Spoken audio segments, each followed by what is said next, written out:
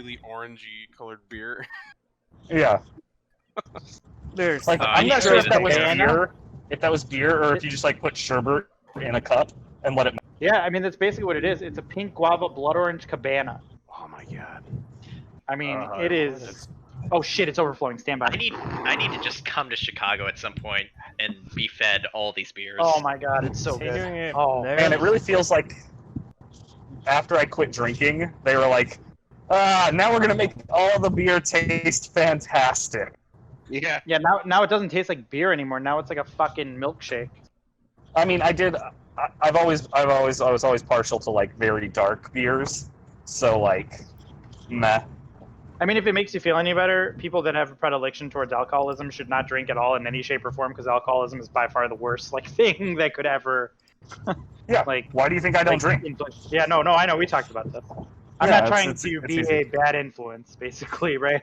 Oh no! At no point am I like, you guys saying you're having a good time would ever shake me at all. I know. I'm just I like- experienced this at BlizzCon because Puff's like, yeah, you guys drink all you want. Get in the fucking car. I'm driving your drunk asses wherever you want to go. Yeah, it's easy. Which I am all for, by the way. Like, I'm I'll always gladly be a not tester. I'm not gonna be mad about that. I guess I could do this. All right, let me text Josh here and see if he's able to get on. Does he not have Discord on his phone? Hi, Trevor. Or Hello. who are we missing? How's everyone doing? I'm Man, having the if I best get- day ever. Doing it. Man, if I get Doing home it before wild. he gets on, I'm gonna be very disappointed. Doing it wild. Doing it big. You didn't make a campaign, Okay. so I can't. I mean, we could mess with mine. So let me just get my Google Drive ready so I can refer to other people's character sheets or other people's backstories if I need to. Hey, I hope you all had fun making your backstories. I had fun reading them. I feel like I got a very good assortment of backstories this time around, so I really appreciate the effort that everybody put into them.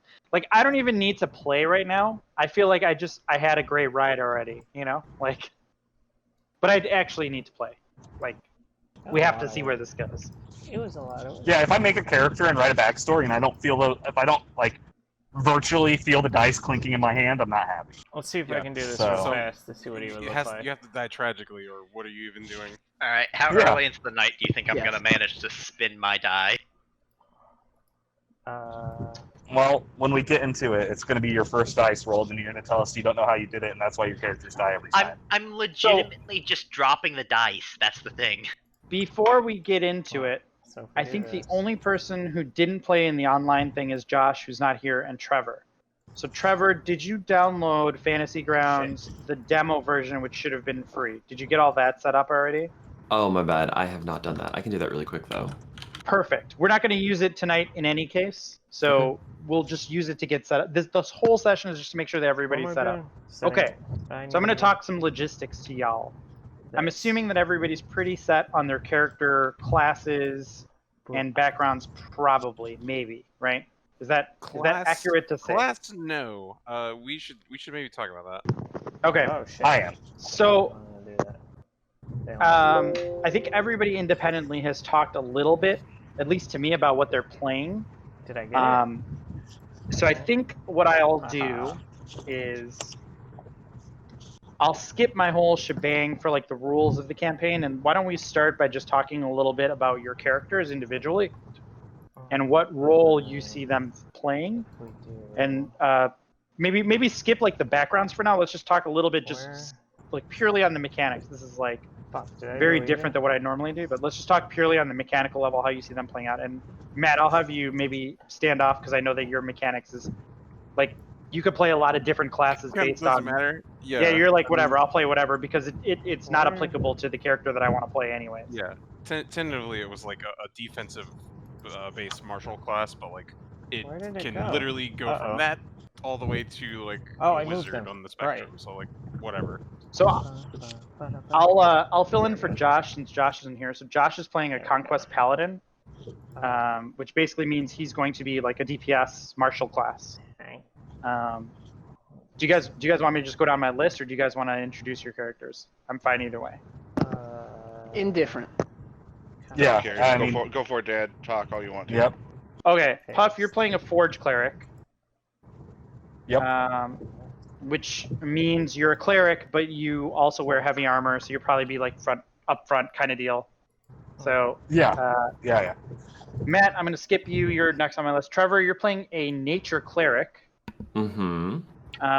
But I don't envision your character being like up front in the action, in the thick of things. Probably, No. maybe, unless. Yeah, okay. Yeah, never. I don't even know. Robbie's playing a Bladesinger wizard, But which is like a hybrid. It's kind of like a more wizardy Eldritch warrior, I would say, or maybe a more fightery wizard, or maybe Yeah, like a it's more like an wizardy Eldritch Knight. hexblade. But with the dial cranked like 3/4 of the way toward wizard. Yeah. yep. Zach, you're playing a bard. I didn't catch what college, but I think based on what we were talking about, it seemed like you Lore. would be more on the We're on the going wizard. lore. Yeah. Yeah, we're going lore, dude. We're going hard lore. Is nature getting? So I see you more like in the backlines a little bit, like more as like a supporty, wizardy kind of character. Still, jack of all trades, baby. I could be anywhere. Yeah, you could literally do anything. Zach will be in the back trying to have sex with the devil succubus lady. Anything you want and more, Yeah. baby. Because if you're not playing a sexual deviant, you're not playing a bard. Exactly. Don't question. See Ignar that Pop dragon? Rock.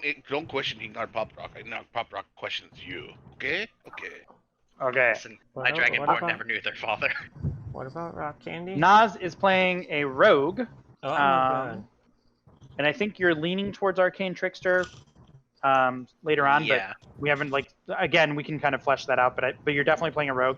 And then Chris is also playing a rogue, but I think Chris's rogue is more dually. He's playing. I think you're leaning towards the swashbuckly, like piratey kind of like roguish kind of rogue. Yeah, so like I have the idea, like I stab things and then I walk away. It's like the Perfect. whole I thing. used to have things walk away. I love that idea. Yeah, that's perfect. So in my mind, I think the party is pretty balanced because I think everybody kind of fits a role, and everybody has some options at range. Like one of my biggest challenges is if there's going to be 8 of us.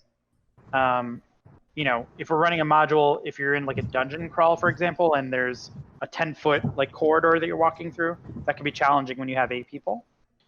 So that's going to be kind of the challenge of kind of working through, but I don't think it's insurmountable. So, You can just let. Matt, I'll kind of toss it over to you. What are you thinking? Are you feeling your martial class? Are you feeling more of like a wizard? Like, what do you think based on what Both everybody else clerics is are playing? heavy And if armor, everybody else has input, this would be the time to give it. We're pretty melee heavy. Yeah, I think not being a fighter is a good idea. I think. Because both clerics are heavy armor, right? Correct. Yeah. They are upfront boys.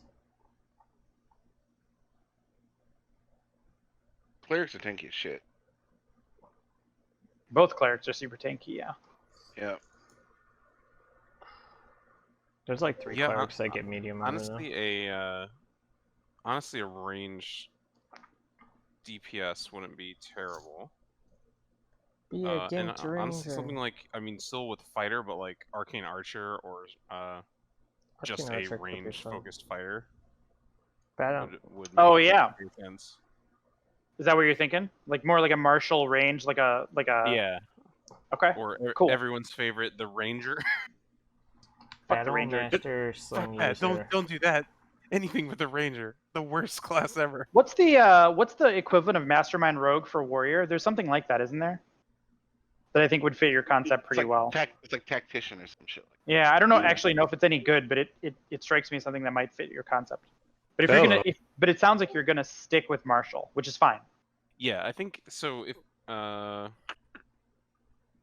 yeah, it'll probably be something like Arcane Archer or Battlemaster stuff works with range too. yeah, just a battlemaster, but like crossbow focused or something. Perfect. No Mm. worries at all. Yeah, I'll think about that some more, but it's probably I can use a It's bow. probably I one need of to get those. a bow at some point. Cool. Maybe buy one. Sounds good. Did I buy? I guess Alright, like anybody? a Gloomstalker Ranger would be not shitty also. Norris Listen. Planeswalker Ranger. Make sure that if you're playing a ranger, your entire family was killed by a dragon. That's also your favorite enemy. Yeah. You speak Draconic also, of course. Yeah. You probably are proficient in survival. Yeah, it's the only way to do it. Your favorite terrain is probably forest, you know? Like favorite terrain, Avernus. Wait, it can't be devils, hell. My favorite terrain is hell. Just fucking get rid of that class, okay? That's all I'm saying. Just get rid of that fucking class. Just make it like Wasteland Razor. Like it's so stupid. Fucking yeah. I mean, I'm not gonna lie. Oh man, is my really background Outlander? Am I a loner that roams the Yeah. wild alone? I don't really talk to people. Like, yeah. Oh my god, it's so bad. I hate it. Okay. I am here now. Hey now, welcome. I need Garage door broke. Unacceptable. That sucks. Yeah, I kind of think I'm leaning Arcane Archer. Arcane Archer sucks, by the way. It's very strong. It's very strong low levels, but like mid levels, it starts to get kind of like not great. So we're not gonna get that far, and I'm gonna die anyway. We can if you do play Arcane Archer and you want to UA it a little bit, like you and I can brainstorm a little bit. Because I really liked Arcane Archer like level 3, but you don't get any more arcane shots as it's written, and it's really shitty that way. Yeah, it falls. That's really the problem, is you only get like 2 arcane arrows. If you got more, it wouldn't be terrible. Anyways, yeah, that's totally fine if you want to do that. But yeah, I'll think about it. Well, you know. Cool. All right, guys. Well, welcome to my campaign. Welcome to Descent into Avernus. I hope you guys are all as excited as I am. I'm a little nervous. As I mentioned, Trevor and Josh, you guys are going to need to download Fantasy Grounds on Steam. It's free. You just need the demo. You don't need to purchase the actual like full version, which is like $20 right now. But if you do like Fantasy Grounds, it's a really good Roll20 alternative. And it's $20 right now. If you purchase it for $20, that means that anybody that you play with will also need to purchase it for $20. So keep that in mind. But if you're playing with me, you won't need to spend the money, so don't spend it. All right. We're going to use D&D Beyond for character sheets. So as part of this, we'll get everybody set up with character sheets. We'll talk a little bit about how we're going to roll our characters. Which is, we're not going to roll our characters. We're going to use the standard fantasy array, which is, I should write this down. I believe it's 15, 14, 13, 12, 10, 8. That's correct. And then after you assign those ability scores, you will assign your racial scores. And then, because I'm such a nice DM, I will give you 1 ability score point to add to any skill of your choosing, so long as it doesn't go over 16. 16 is the maximum, so cannot go over 16. Your racials can take you over 16, that's just fine, but the 1 point that I give you has to either cap a skill at 16 or be attributed to another skill. Any questions on that? Why do you hate fun? Sniper. Why do you? Does it have to be to a 20, skill? Yeah, I want to get the 20. Can I add +1 to my dick size for my halfling? Yeah, absolutely. Right. Your dick size is at 1.5. You're a small creature with a medium creature-sized dick. They call him Fantastic. You're a walking tripod, aren't you? Like a baby holding an apple. Right here. Thank you, Hold sir. on. Nice. All right. This is why I try to include girls in the campaigns, because it tends to like wean down the dick size jokes, but I can see that that's fine. It doesn't matter. It's all good. That's why I'm here. Yeah. Well, you're just gonna get excited about it, Trevor. You're gonna encourage it. I know you. I could do another level on con. All right. Once you finalize your D&D Beyond character sheets, what I will do is I'll actually import them into Fantasy Grounds. So there's like a string that I use and whatnot. So the idea is, prior to our first game, I'll set like a cutoff, and then I'll actually export all the data out of D&D Beyond, and then I'll throw them in. So you can make changes if you want after today. But if you guys all agree that your characters are in good shape after today, I'll just start that process like tomorrow or whatever, and that gives me some extra time to get everything set up. I give you a link to hand out, Sean. Oh, perfect. I'll actually post it too. Boom. Yeah, I think everybody has. Yeah, I'll post it and pin it in D&D Online. Okay. I'm gonna ask him if I can get Spell Sniper instead of Done. +1. Camera share via Discord. Someone asked about this. I think it was Matt. I think it'd be cool if everybody shares their cameras, but I don't want to make anybody uncomfortable if you don't want to share your camera. But I also think it would be super fun because Share this your is going cameras, to you be cowards. this is going to be an RP heavy module, I think. So I think there'll be a lot of like really fun moments to like see what other people are kind of like see their facial features and whatnot. So does it work with OBS going? Just a thought. If you guys can make that a thing, I would love for you to do that.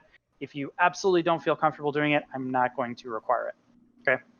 Internet bad, but I'll try if I can get a fucking webcam somewhere. I'll look. But yeah, webcams are gone everywhere right now. I know you have web. Webcams are really tough to come by now. Does it work? But if you can grab one, it'll be amazing. And by the way, this is going to be a long campaign. Okay. So no bueno. Just keep that in mind. If I'm streaming.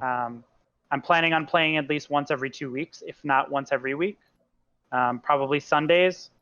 I said 9 to 12 CST, but I want to try to start sooner. So maybe like 8:30 until like 11:30, something like that. And I don't think there's a lot of stuff to get through. So yeah, I'm super stoked for that. Is everyone cool with playing with setting aside Sunday nights generally for playing? And is there any preference on playing every week versus every other week? Might go away. Let's see. I'm down on Sunday. Works for me. All right, let's Like, see if You know what company I work for, Shawnee. You know I'm fine with it. Let's see if that works. But you also have to remember, this is like, what about, like, WoW? If you have if you're trying to like, this is your commitment for Sundays. Correct. I think Tribunal is not going to be raiding on Sundays at all. So I don't think if you plan on raiding when Shadowlands comes out that will be a conflict. But what I will say is, I have 8 people in this particular campaign, and like, if you don't think that you can make a consistent commitment to this campaign for in the magnitude of months, then there's no shame in that. But that's kind of what I'm assuming everybody's kind of signing up for here, right? Implicitly, that's what I'm expecting everybody signing up for. So it's OBS. Because like I said, there's a lot of story that went into this. You guys all put a lot of time into your character backgrounds. I can't have both. There's a lot of fun stuff out there for you. So hopefully it'll be more fun than anything else that you could be doing on Sundays. Does that sound good to everybody? Yep. Totally. Oh god, it's so bright. Cool. And Trevor will get you past level 5, I promise. Absolutely. Oh, I hope so. That would be lovely. As long as you're not a dragonborn. No. Yeah. No, man. Okay. So as part of your backstories, you guys all tell me your backstories. If you guys want to provide me with a portrait for your character, start looking for that as well. So just like a picture of your character as you would see it. And then I can turn that into a token for your character that then can be used on the map as well. Some of you guys have already provided me with stuff. Damn right. I think Zach gave you mine. He hasn't yet, but he will. I think he said he was going to give me yours and Chris's because I think he was going to Photoshop that. This is mine. Yeah, we were working on it together. I think Robbie, you gave me a portrait. Yeah, for both of them. Yeah. But I need your character sheet before so it's like character sheet, then give me the portrait because I have to attribute the portrait to a character sheet if that makes sense. I can't actually put a portrait on someone until I get a character sheet. So I mean, I just need to add the 1 point onto my attribute. You can have my character sheet tonight. Perfect. For Beyond, just be careful because I have most of the options unlocked. You guys stay within the 3 books. Yes, I think most people have done. I think I've gone through painstaking lengths to make sure that everybody's character has been approved by me, and that most of the material that we're using is approved. But I will say, if like something is not working, just let me know, and we can talk about how we can, adjust mechanics to make your character kind of feel better. Or if we can't figure out a way to make the mechanics adjust as written, you're free to make deals with devils. That's certainly an option throughout the entirety of this campaign. Okay. I want to turn next thing that I have written here, speed of campaign. So it's kind of up to you guys how fast we get through the material. There's 5 chapters, and the beginning starts out entirely in Baldur's Gate. 5? So there's a lot of opportunity to kind of slow things down and explore Baldur's Gate in chapter 1. or you can blaze through Baldur's Gate as fast as you want in Chapter 1 and move on to the other material. Totally up to you guys. Man. And then when you get to the later chapters where you're no longer in Baldur's Gate, same thing kind of applies. There are scenarios where you have to get through, like there's sort of like a scripted thing in the module where you get through, What is Puff and then it becomes doing? kind of sandboxy. So it's totally up to you guys how that plays out. I'm giving you guys freedom. I made you guys write like really intense backstories, which people don't typically do for modules, but that's specifically because this module itself is so sandboxy. So if there are themes that you want to explore with your character, feel free to shoot me a message on the side and just be like, hey, like these are things I want my character, like arcs I want my character to go through. I want my character to kind of explore this particular conflict or whatever. I want to get. You can tell me that on the side, and I'll try to see if we can fit those into those moments where we have like downtime or there's maybe not like clear direction where the party needs to go. How would I do this though? Does that sound good to everybody? Like that's kind of like a nebulous concept, but I want to kind of make sure that you guys get that level of character sort of growth and progression as part of this. Yep. All right. Level ups will occur as milestones, so there's no need to track experience. You guys don't have to worry about that at all. I said every DM in 5th edition ever. And then I'm going to modify things in the book in terms of difficulty based on what your party comp is. And I'll try to make them scalable and possible no matter what class you guys are playing. Sounds like it's a pretty balanced party, so that's all good. Some days are going to be very easy. Other days are going to be really difficult. You guys, I'm just telling you straight up right now, if you feel like you're in an encounter that you feel like is too difficult for you, or you feel like this shit is like not what we're ready for, there are tons of encounters in this particular module that you need to run away from, okay? I'm giving you that. I'm telling you that now. I know what Don't that's think like. that you, yeah. I got no problem Never running. say die. Yeah. I just feel like I need to prepare everybody with that. Like you can't just like stand your ground and die, because you will die. And that's okay. Also, characters will die. But here's the bombshell: if you die, you are dead, and do not expect to create a new character if you're dead. Okay. So the reason that I say that is because generally in these campaigns, everybody creates sort of a new character when they die, and they kind of sift back in. In the sort of way that this campaign plays out, I could get another webcam if I really wanted to. Your get character into it. dying is an interesting and extremely momentous occasion within sort of the story here. Okay, so if your character dies, like it's not like you're going to come back next week with a new character. So you should avoid your character dying at all costs. And if your character does die, you should expect like it's going to be difficult to bring them back. Any questions on that? No. Crystal clear. Perfect. All right. This is the worst point to make after I make the point of character death, but I strongly discourage metagaming. So you guys should play your characters as they're written and play your characters to have fun. And if you don't do something optimal every time, I'm not going to try to punish you. Like I'm not going to be like super punishing if you don't play combat perfectly, right? I don't believe you. But for me, the narrative is much more interesting than the combat and the mechanics. So just keep that in mind. To that same effect, the rule of cool is in effect within reason. So if you do something really cool, I may grant you a little bit of leeway on the rules, or I may grant you like inspiration die, those types of things. Again, the narrative is much more important to me, and that you guys are having fun is much more important to me than the letter of the law. Okay. No take backsies on dice rolls. So I'm going to display my dice rolls to you guys as well. So if I roll something, you all see it. There's no fudge rolls. There's none of that stuff. Like whatever happens, happens, and we're just going to play it out as it happens. Yay! Thank you, whoever followed. Great. Hold on, I have chat. Thank you for the follow. I don't. Last 2 points. If you I feel guess you want we to swap out some ability skill, let me know. we We can could talk about do- it. If Hello. it's not within the rules, as it says, I like guess I we can could do swap something that. out. Just let me know. Again, like I said, if there's some way that you want your character to progress that just needs to know how to happen, or hide. something that you think would be interesting. Again, as long as it's not metagaming and it's narrative, we can talk about it. I can't have both Please do not ask me to change characters mid-campaign. I'm discouraging that here now. So if there's something you think you want to play or you're not feeling your character, I ask you to kind of make that decision now. At the very, very, very latest, I would say don't expect to change your characters at all after chapter 1. Okay. I'll show you guys who I want to play, and he's been on the bench way too long. Any questions before we get into campaign tone? I want to play Lucky. I'm talking a whole lot here. I hope you guys are cool with that. Since all right, all good.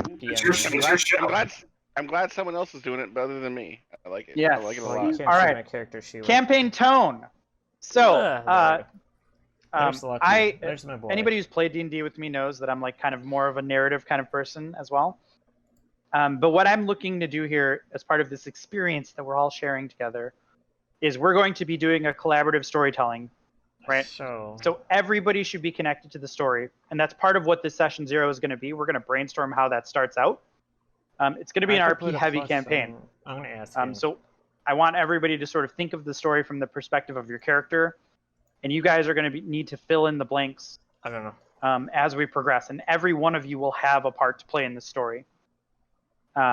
Wish I had one to do. My challenge is going to be giving you guys a reason to continue forward on the module, but then I also need you guys to implicitly understand that we're running a module. So like don't completely fuck me on that, right? Don't be like, yeah, we're not going to do this thing that the module's written about. Like we're not going to descend into Avernus. Like fuck you. We're going to go to Waterdeep. My home group, we went descend into digital, Avernus. and they do. So, I do those on Saturday. I'm not going back to Waterdeep. No, we're not going to descend into Avernus. We need to find Pavrin, though. We need to find Pavrin. Yeah. We got to find Pavrin. Yeah. So just keep that in mind. Okay. Yeah. So I do Curse of Strahd. Whimsy and levity is fun. It's cool. I'm okay with RP adding color to the story. Try not to derail the story entirely with your RP, though. Right? If we're having fun and things are like character building and whatnot, that's great. But you know, I don't want people to like completely derail other people's either fun or the story entirely with sort of like well, I want to go like pick flowers for like 20 minutes. Like, that's what I'm gonna do. I'm gonna go pick flowers. I'm gonna try to take a lot of that stuff that's mundane, like buying stuff in shops, spell components, like the things that aren't interesting. I'm going to try to kind of condense those down into like real quick, like, all right, you just buy it. Here's what it costs. Like we're done with it. We don't have to RP out we're not going to critical role it, right? Where I'm going to make like a funny shopkeeper for every whatever. Like it's not what I'm about. How dare you? Yeah. How dare I? I'm not Matt Mercer in any capacity. His hair is much straighter than mine. Or the way you could also handle it too is just like when there's attempts to shop, or whatever, we kind of end like the session there, and then okay, if you guys want to shop, and then they fucking send you messages on the side, and they give you all the haggling and shit through text messages, and we don't have to do with the session because 8 people and shit like that. Yep. So there you go. Yep. Totally. I want to try to make sure that everybody kind of has time to do what they want to do, but during the sessions, we're like making it about the story and progressing. So I'm going Blade Singer for people listening next point. On the stream. Everybody right now has a super strong vision of what their character is. Yep. So this is going to be a tough pill for all of us to swallow, myself included. But I'm going to say it. What you envision your character as they are now is not going to be how your character develops as the campaign progresses. And we all have to be okay with that. So if you want to give, like I said, if you want to give me themes, like conflicts and things that you want me to weave into the story on the side, feel free to give me that. And I'm going to leave it up to you guys. The most important theme is that you guys are forging friendships and bonds with the other party members that evolve and change over the course of the campaign. So if you've ever played like a Fire Emblem game, like think about that, right? Like I've never fought this person before in my life, but now we fight like shoulder to shoulder and we almost died together and now we're best friends. Like it's great. Like that's kind of how I see that. So I can have tea with bagels? Sure, absolutely. Nice. I don't see why not. But if your RP takes too long and derails a campaign session, we'll have tea outside of the normal sessions. We'll schedule a tea session after. I don't want tea. Tea time. Yeah. Tea. Do you guys want music? Like, do you want background music? Is that something that interests you, or do you find that disruptive when we're playing?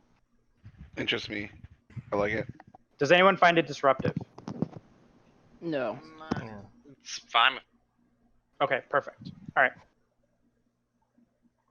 All right, I'm almost done here, I promise. I'm almost done. Okay. How do we deal with a large party? I'm going to offer guidance to you guys to make sure that everyone's participating. If someone's not participating, meaning that they just don't get a chance to like insert their character in sort of the narrative, right? Like someone's just kind of the face of the party and they're kind of always making decisions or whatever. I may specifically call on people to take, roles or specifically get involved in certain ways. Okay. So, and I ask everybody else kind of keep in mind that if you've been super involved in sort of driving the story forward, just see if other people can try to encourage other people participating. Okay. Side mage armor, so that's 16. But I will also be super appreciative of people driving the story forward. There may be split party moments. I'm trying to figure out how to work this out. But just something to keep in mind if you guys want to split up the party at all. I'm open to that. And we can kind of talk about how that would work. Like if you have like if we're doing like a dungeon crawl or whatever, you guys can do like a 4-on-4, right? Like you have a big enough party where the module is intended to be run for 4 to 6 people that you literally could split the party and still do reasonably okay if you want to split like rooms in a dungeon when they're cramped. Okay. That sounds like a trap. Last point here, house rules, flanking. House rule for flanking. If you're going to get advantage from flanking, you must be in a straight line.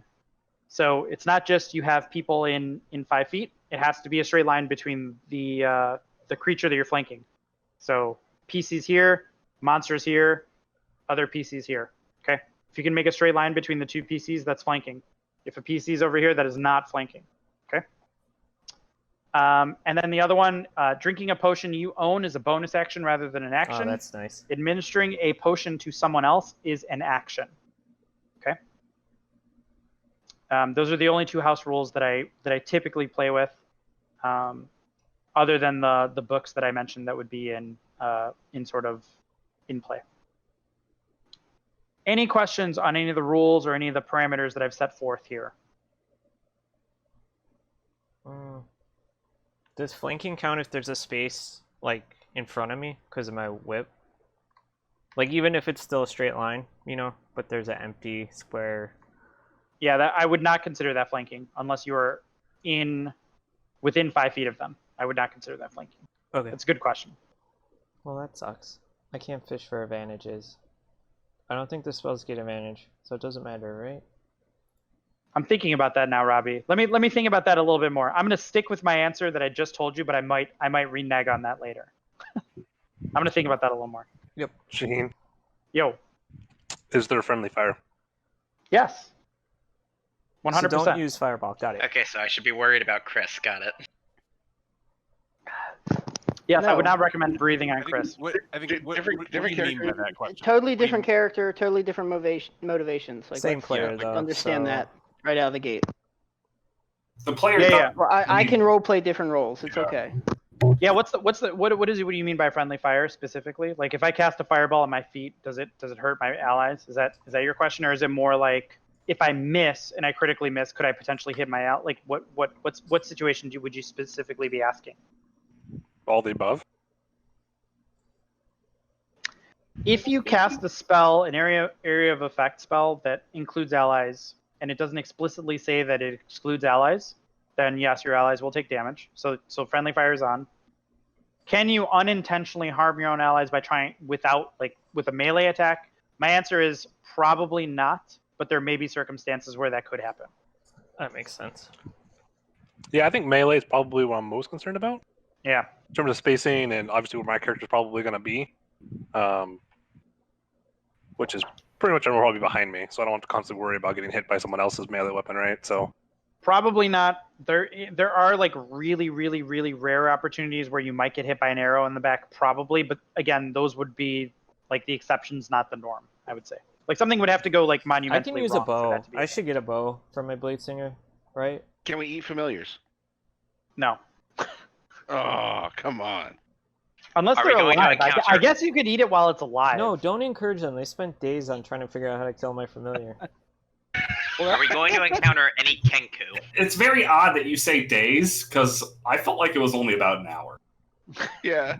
I think there's more preparation into the menu than is killing the familiar. Yeah. Exactly. Yeah, is there going to be a Robbie Kenku insert that we can all just murder?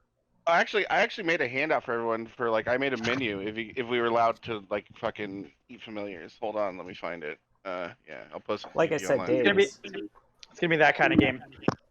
Are you doing skill checks as critical success and failure? Oh yeah. No, don't do that. We don't want I'm another trying to think. stool. I think I'm gonna play. Generally, maybe is my answer. I was actually trying to think more of doing great success and not and great failures. You know what I mean? Yeah. Where like if you succeed by like a certain amount over the DC, the success, the magnitude of the success is greater. And if you fail by like let's say the number in my head is 5, right? It may be more, but if you're 5 over the DC or 5 under the DC, then it's considered like a great success or a major failure. One thing that I'm trying to do with skill checks, so that we don't sit there trying to open doors forever, is if you roll badly on like a skill check for something that you're super proficient in, it just takes a lot longer, right? So like if a door is a DC 10 and you have like a +8 to your like lock picking, right? And you just roll shitty, it's not like you can't get that door open. It just takes a lot fucking long. Like you're there for like 30 minutes or something trying to get that door open. Fail forward. Yeah. Because I that's like kind of one of my pet peeves when people are trying to open doors that are just like regular doors and it just takes for fucking ever. It's just it's not fun and it's ridiculous. Should we be prepared for mimics? So kick every door open? Yes. Yeah. All right. It's like just pretend you're playing Munchkin and you kick the door open every turn. Yeah, okay. I was just to be sure. I'm totally thinking about our last campaign. Don't just go kick doors. No, I love it. I'm also thinking about our last campaign. Team discreet. Okay. Team fucking discreet. That's like my spiel. So this is the part where now I'm going to turn it over for you guys to kind of talk about your characters a little bit, and we'll kind of figure out the narrative reason for why you guys are together. But before I get into that, I'm just going to kind of set the scene for you guys. So your party secret was a prison heist. So Matt's character, Renee, was trapped in prison, and all of you collectively broke him out of the prison in Baldur's Gate. And so part of what we're going to do here today is we're going to talk about why Matt was in prison. We're going to talk about why you broke him out of prison. Okay? And then we're going to talk about the scenario that brings you all together for the first day that we play together, which is you're in the employ of the Flaming Fist in Baldur's Gate. And you could have been there for people wondering. Weeks. You could have been there for months. You could have been there for years. It's kind of up to you guys to decide that based on how long you want to have been in Baldur's Gate. But there's a huge amount of refugees that are over the last like couple days. A huge amount of refugees are coming into Baldur's Gate, and are basically the rumor is that Elturel has fallen. Okay. And Elturel is the capital city of the neighboring kingdom. And so the rumors are that Elturel has fallen, all these refugees are coming in. So the Flaming Fist is hiring everybody and anybody to help keep the peace. And you guys are kind of brutally keeping the refugees at bay. And that's going to be where the story begins. Elturel? Good question. Where's the prison located in Baldur's Gate? Is it like, do they have like one like wall that's like ocean facing at all? That's the main question. Is it like city central? No. Is it more towards centrally located or? No. I haven't decided. Because our reason for being there, which we've talked to you about, like me, Puff, and Chris, we have resource of boat, and it could be they need us to do the prison heist because we have boat to get to ocean facing side of prison, prison or something like that. I don't know. It's unimportant. We'll figure out something either way. But I'm actually gonna put the prophecy on there too. Look into like why we're need it. Yeah, let me look up the Baldur's Gate map here, and maybe I can share my screen if I find it actually. Baldur's Gate prophecy. I'm following as a blade singer, and the city is falling. Let me just pull up the old map here. By the way, while he's doing that, you can all check out the familiar menu in D&D Online. I posted there for you all to look at. Great. This is great. Don't.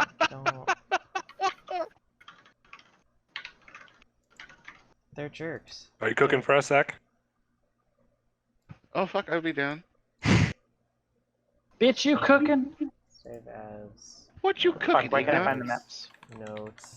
I'm the master griller, though, so if we're grilling anything, that's essentially what I'm going to do is just take out a tiny little forge and throw things in there to grill. Cool. Oh yeah, fuck yeah. Let's see what he did. We've talked about this. Like, Yeah. man, if we need to keep it alive while we carve hunks off, like we have the special cutting board that he's gonna make that we can tie the familiar down on. And do a drip so system disturbing. of like a healing potion, and keep it alive while we carve off hunks and grill them up.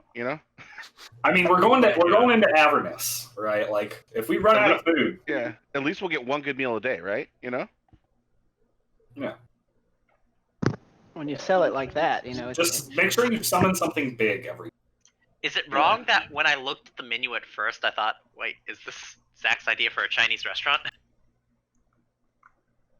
Okay. I'm Fried offended. crispy bat wings. I'm just thinking, oh look how coronavirus started.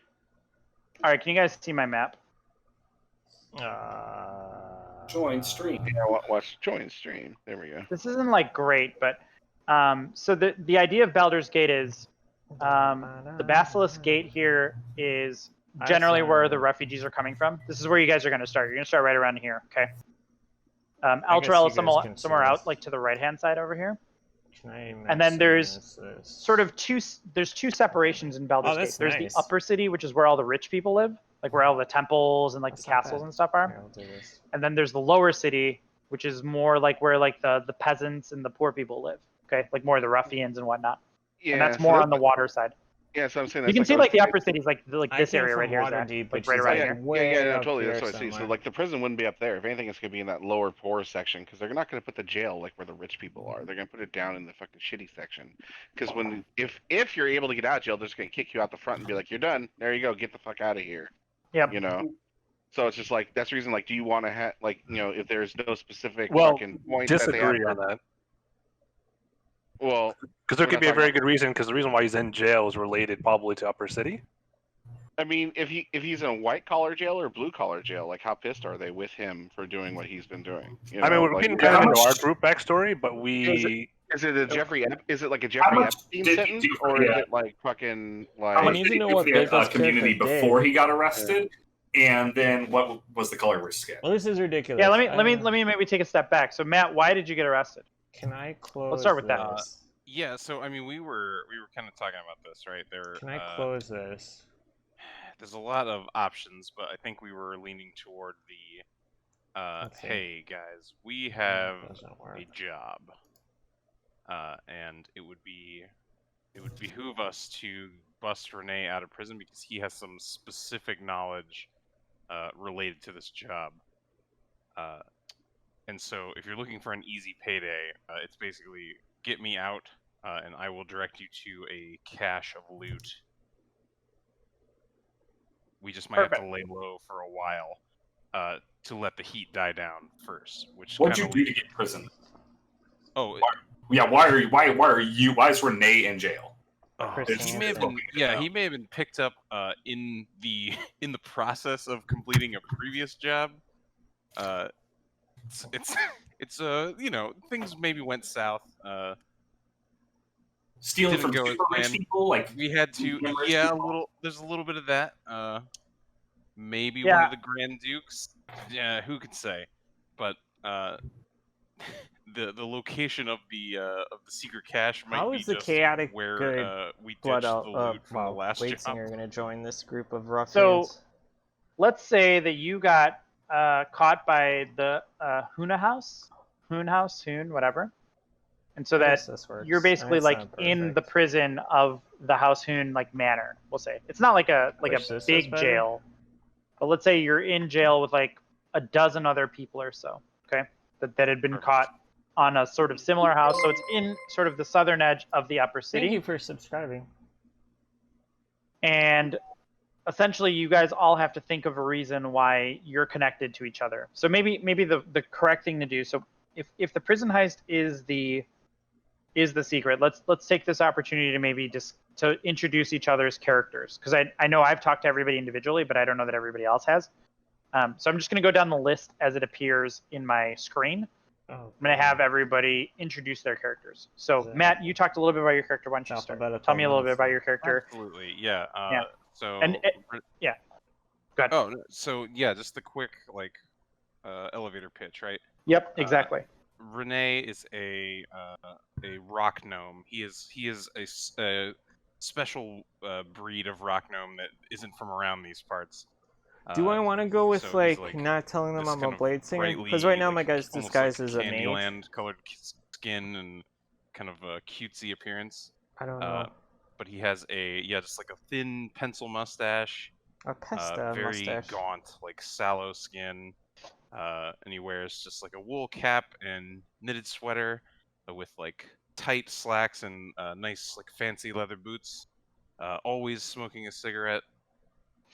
Pretty much perpetually. I can respect that.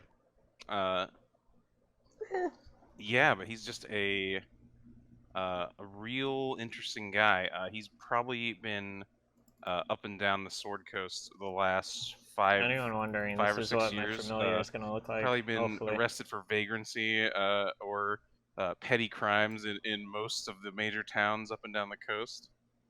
And he's like an old man, right? He's not like a young gnome. Yeah. Yeah, he's like on the upper end of middle age, right? Like salt and pepper hair. He's definitely seen some real shit. Yeah, if you've met Renee, that's like the striking thing about him, right? Is that he's seen some shit, and not only has he seen some shit, but you've heard about the shit he's seen, I would say. Exactly, yeah. You buy him a drink, and the stories of the horrors and all of the crazy turns his life has taken will just kind of come tumbling out. So, yeah, I mean, that's Renee in a little nutshell. And his major motivation almost sounds like he's trying to stave off like boredom, right? Almost like it is. Yeah, like he has it's not like a wanderlust, right? It's just like a, almost like the good old days were the best part of his life, and they're behind him. So like I don't know. It's kind of seeking that some spark, something to ignite, a passion, right? Something to care about, something to. He's looking for a cause for sure. He's fucking looking for adventure, man. That's what it sounds like. It is adventure, not as much as a cause. It's like a purpose, right? Yeah. He was in his youth like a very principled person, right? He was a freedom fighter. Yeah, he fought against the government. I don't know, guys. Some might call him a terrorist. But that's really just kind of a matter of semantics, right? Like the picture I'm kind of getting here is like the first Mummy movie, the English pilot they pick up to take him. It's like, what's the mission? Save the girl. What are their chances? Almost certain death. I'm in. I'm in. Yeah. Son of a bitch, I'm in. Yeah. So there you go. I don't know. That's my kind of interpretation. Are we doing a Rick and Morty? I think the challenges we're talking through this, Matt, will be for you to figure out why Renee would have taken the job in Baldur's Gate. So maybe just chew on that a little bit while we go over to the other characters. So he's a rock candy gnome. Yeah. A rock candy gnome, exactly. Fantastic. I think so. Like with the kind of sub story that we were talking about earlier was basically that like maybe the job that he started on, like his strange gnomish origin, like my hair is messing with the earbuds. Gotta get a haircut. Either by size or by like bypassing. I just don't want to get magical sick. wards or something. Like he just happened to be like just the right man for the job, and he's hard up enough for money that like, I'll do whatever seems interesting in the moment, right? Like you got to eat, and if puts a few coins in your pockets, so much the better, and even better if you're doing it against like some rich asshole. Yep. Cool. Oops. All right. Perfect. So Trevor, you're next on my list. Why don't you give an introduction to your character? So if you are in desperate need of some salves, oils, remedies, tinctures, all that kind of stuff, Priscilla Goldmantle is going to be your girl. She is essentially a traveling Avon lady who is trying to make a name for herself in the world. I fucking love everything about this. Yeah. She is originally from Luskin. She grew up kind of on the outskirts of it, picking flowers and reagents and stuff from the forest. and then she learned how to make oils out of them, and she is entirely convinced that her oils are miracle cures. She has something for every single ailment. It could be if you have a headache, if you have a migraine, if you have a hangover, if you have period cramps, she's going to be able to help you out with something. Thing is, though, her ointments don't actually do shit. She's just delusional. An anti-vaxxer, yeah. She's totally an anti-vaxxer. Essential oils sales. Absolutely. So she's gonna have the patchouli. She's gonna have the peppermint. She's gonna have it all. She's like have power crystals or whatever that she sells to these fucking bitches too. Hold on, we're getting there. Hold on. So she moved her way down to Baldur's Gate because she wanted a new opportunity to sell her product. She felt like it was something that was missing from the lower part of the Sword Coast. And so she's moved down there with her cart and all of her oils and all of her knowledge and expertise and brilliance, honestly. However, in reality, she's pretty dumb. She doesn't have the highest intelligence score, but she believes that she is basically the savior of everybody with her oils. So she's now there. She's been selling a lot of her products. She doesn't get a lot of return customers, strangely enough. It's probably because it cured everything right off the bat and they don't need to come back. And it works also as an antidote and a vaccine. Her products are perfect. Or they're dying. But she's kind of started to get in with a crowd in that she is really hungry for money. She loves a get-rich-quick scheme. And so now she's not just doing oils, but she's also added makeup to her brand. And so that's under another multi-level marketing scheme that she inevitably joined. But she's also a big fan of certain crystals. She reads auras. She can tell you anything about your horoscope. She's really there just to like help understand the vibe. And she's a healer, not just physically, but also she's a spirit healer too. So if you're feeling really down and out and like destiny has it against you, she will be able to do anything that you need. She can read tea leaves. She can read your palm. She'll look to the stars, and she's half elven. So she's got a little bit of wood elf on that. So she can like really commune with nature and stuff. So there is another elf in the group. She's nature domain cleric. She has no fucking idea what it means to be a cleric, honestly. It just so happened that she's a cleric by complete coincidence. And she thinks it's great that she's now a cleric or a holy woman because it's increasing her sales because people believe that she's like enchanted her oils, which she really hasn't done. And she can do like the magical cantrips to like add authenticity kind of deal. Yeah. She's all about the show. Showmanship over like substance. I cannot wait for you to recruit NPCs into your MLM. Trust. I have a lot of beautiful oils, a lot of knowledge. And she's become sort of a rumor-mongering mama, one can say. She loves to just sit and gossip with all of her customers. She loves to maybe get a little too much information out of loose-lipped guards. She's not a seductress by any means. She's not there to, flirt with anybody. She's there as a businesswoman, first and foremost. So, just keep that in mind.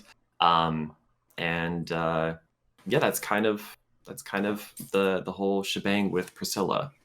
So I think the urgency on Priscilla, like in terms of like driving the story forward, like Matt's looking for a purpose, right? His character's looking for like a purpose in life.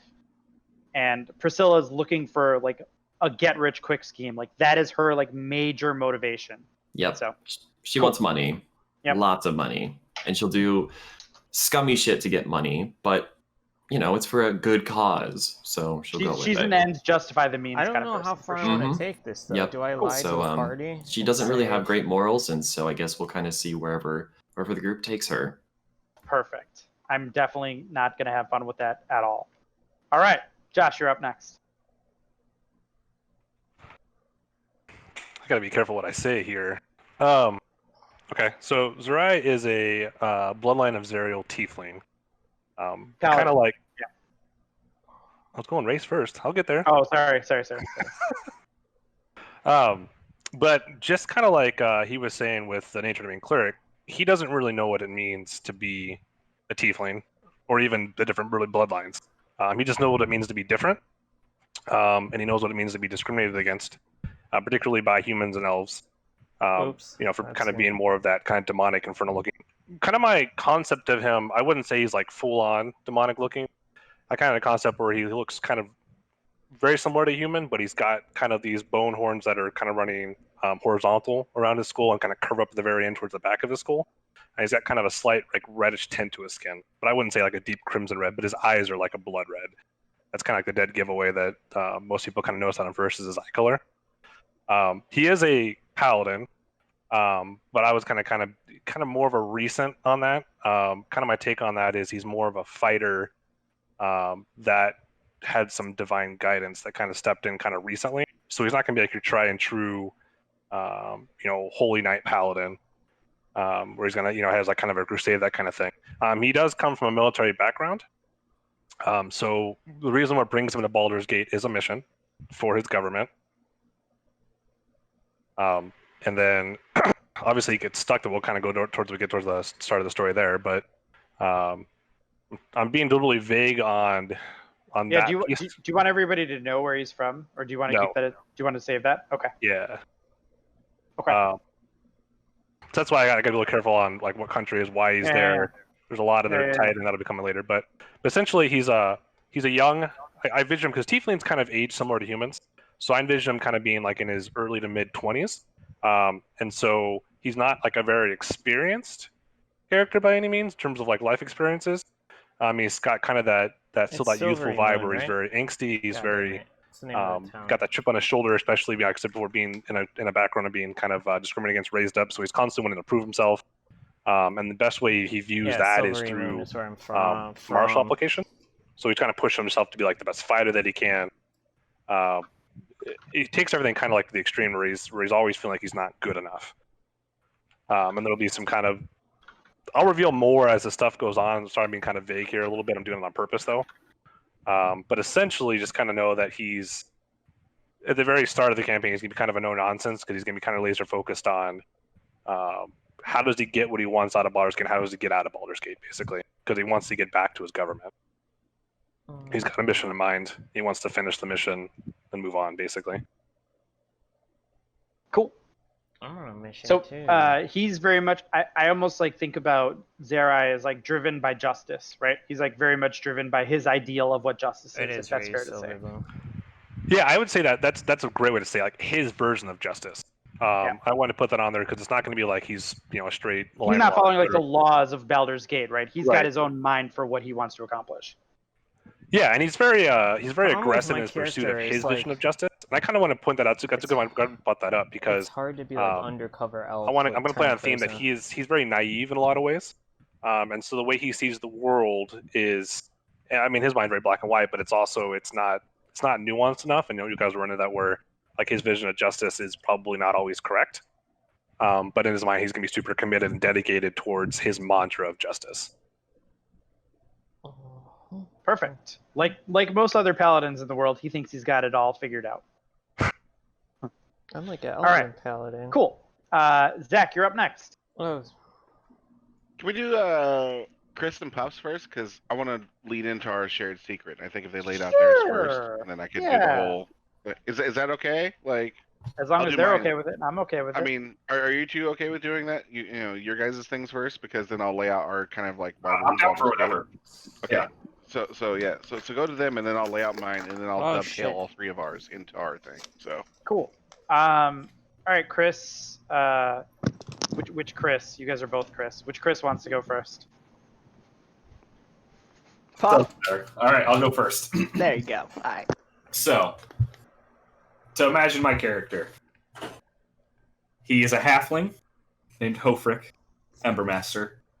He kind of looks like David Cross without any glasses or a mustache. Just halfling sized. Cross, that name sounds familiar. He grew up near Mirabar. He was rescued from an orc party that killed his family. And they took him as a child to sacrifice him or eat him, whatever orcs do with baby halflings. So that's just awful. He was saved by a group of dwarves, the Embermasters. And they raised him, worshipping Moradin. They raised him like a dwarf, which was really, really nice. He actually had a family that loved him. He's extremely moral. All he wants in life is to please Moradin and if I do and bring glory to the Embermaster clan and show that he's a real dwarf, and that his beard will grow in someday. Then Sneak preview. Oh, thank you. This is like the dragon. Amazing. He doesn't really like orcs. Like he's a pretty big problem with orcs. He's seen a lot of combat with orcs, or he watched combat as his master Frosic basically clubbed orcs in the face with a mace.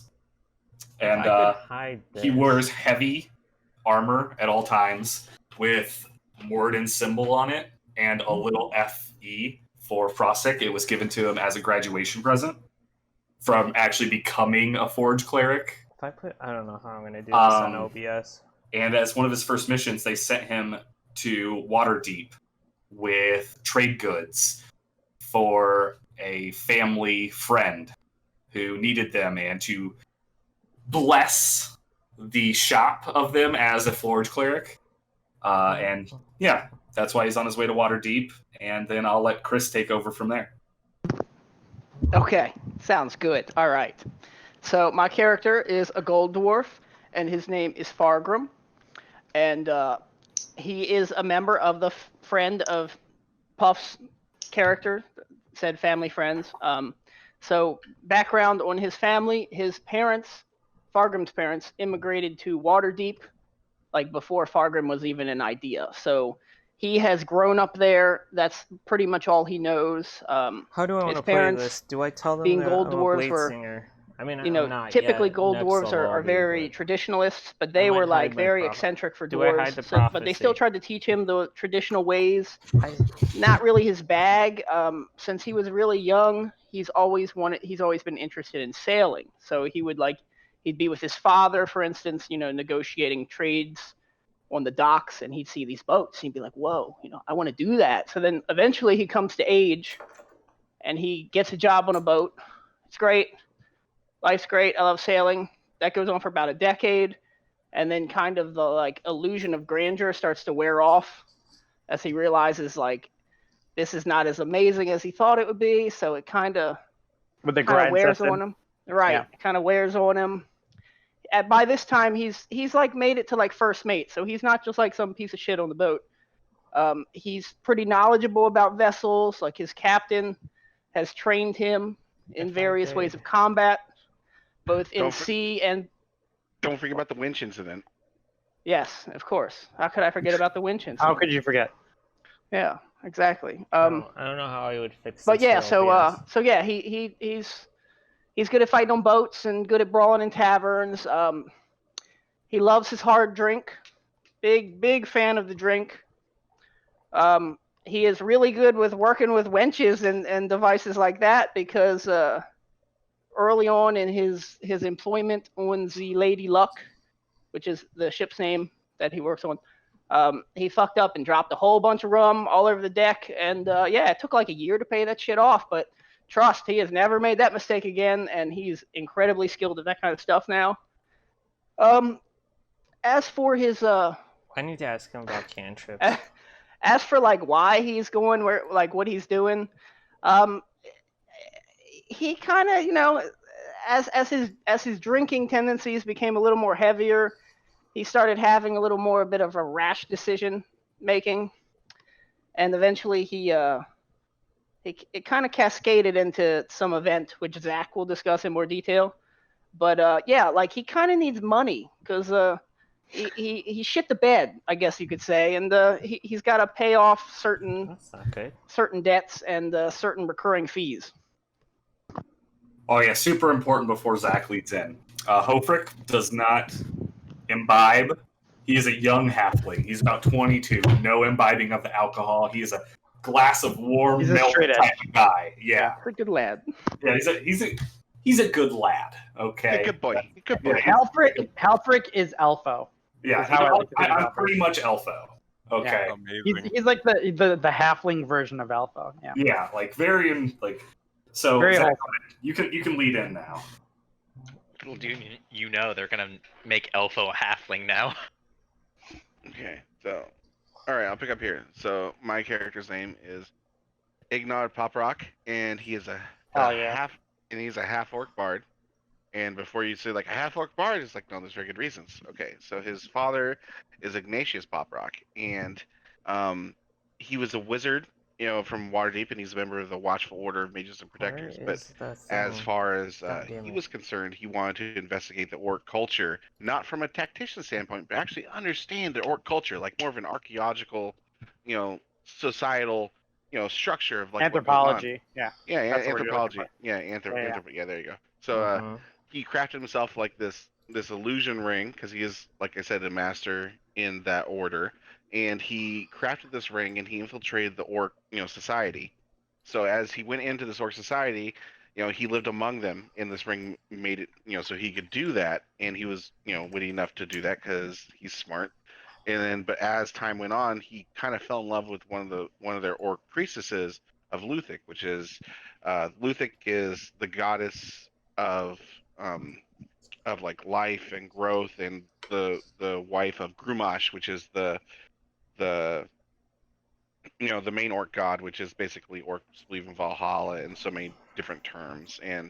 But he fell in love with her, and romance ensued. And then, oh my God, romance ensued, and then Ignar was conceived. And he realized Ignar was conceived, and like he didn't want to leave his wife and child to the actual nature of orc culture itself, because the way the orcs raise their children is they basically whelp them into pens, and there's no familiar heritage, indoctrinates them into the clan and the horde, and goes on. And he's basically like a scholar, right? I mean, he's not like a hard, like battle-hardened warrior. He's like it's like so like the snobbery of like my kid is gonna be part of a horde, like no, it's just like, and he has feelings for his mother's name is Roni, and he reveals himself to Roni. She still has feelings for him, long and short of it, and he convinces her to run away with him back to Waterdeep. On the way back to Waterdeep, Ignar is born, and they come into Waterdeep and they're married. And Ignar was, raised in the tower, of the Order, which is the main headquarters of the Watchful Order of Mages and Protectors. And under his father's guidance and his mother's guidance, he grew up and he had a natural talent for magical ability. His father really pursued him, was like heavy on him, but Ignar has a rebellious streak, and he and he enjoys things more like music and dicking around. And so he raises him, and he has natural aptitude for these magical abilities. But at some point, he gets he decides to enroll his son into the academy, and he pulls some strings with the head of the Watchful Order and everyone else. So it's like this is like the Watchful Order, Mages and Protectors run 4 different academies, and basically the one that he got enrolled in was like the elite of the elite or whatever, just fine. So, but he is very still resistant, that rebellious streak, doing things over, and he starts to sneak out with the older kids to taverns and stuff in Waterdeep proper, and like learns to play musical instruments, and he's really into this. He uses the lessons that his mother gave him in singing and stuff to help him remember mnemonics wise, like spells he's gonna cast. But no matter how much he uses like his singing abilities and crafts his magical abilities through the singing, everyone else considers it nonsense, including his father. Him and his father have this big blowout one night when he comes home drunk, from the taverns. His father locks him in his room. He's like, "You lock me in a room like I'm a child, blah, blah, blah." And they have this big blowout, like, "I don't want your laugh," like Varsity Blues style. So is that, so he picks the lock with the skills he's picked up on the streets or whatever, and he goes out, and he's become really good friends with Fargrim, great drinking buddy, and he goes down to see his buddy Fargrim after he's packed up his shit in a pack, got his, couple of instruments that he likes to play. He's like, "I just need to do this on my own and prove myself, to my, my father and these instructors at the academy, that magic isn't just, strict ritual or whatnot. You can make magic as you want, even if it's through music." And so this leads into him drinking with Fargrim at a table, and they've been drinking for a hot minute, and then Hofric comes up and it's like, "Oh yeah, this is the family friend or whatever." And Hofric, they're like, "Yeah," and they said they're drinking. It's like, Hofric doesn't drink, so it's like, "Okay, well, we'll take you away." It's like, "Oh, you want some milk, brother? Okay, yeah, we'll bring you over to this one tavern. They have a great milk there. It's called Waterdeep's White." And they start feeding him these Waterdeep's White, and he's like, "This is the best milk I've ever had." Like, "Oh yeah, it's got extra sugar in it."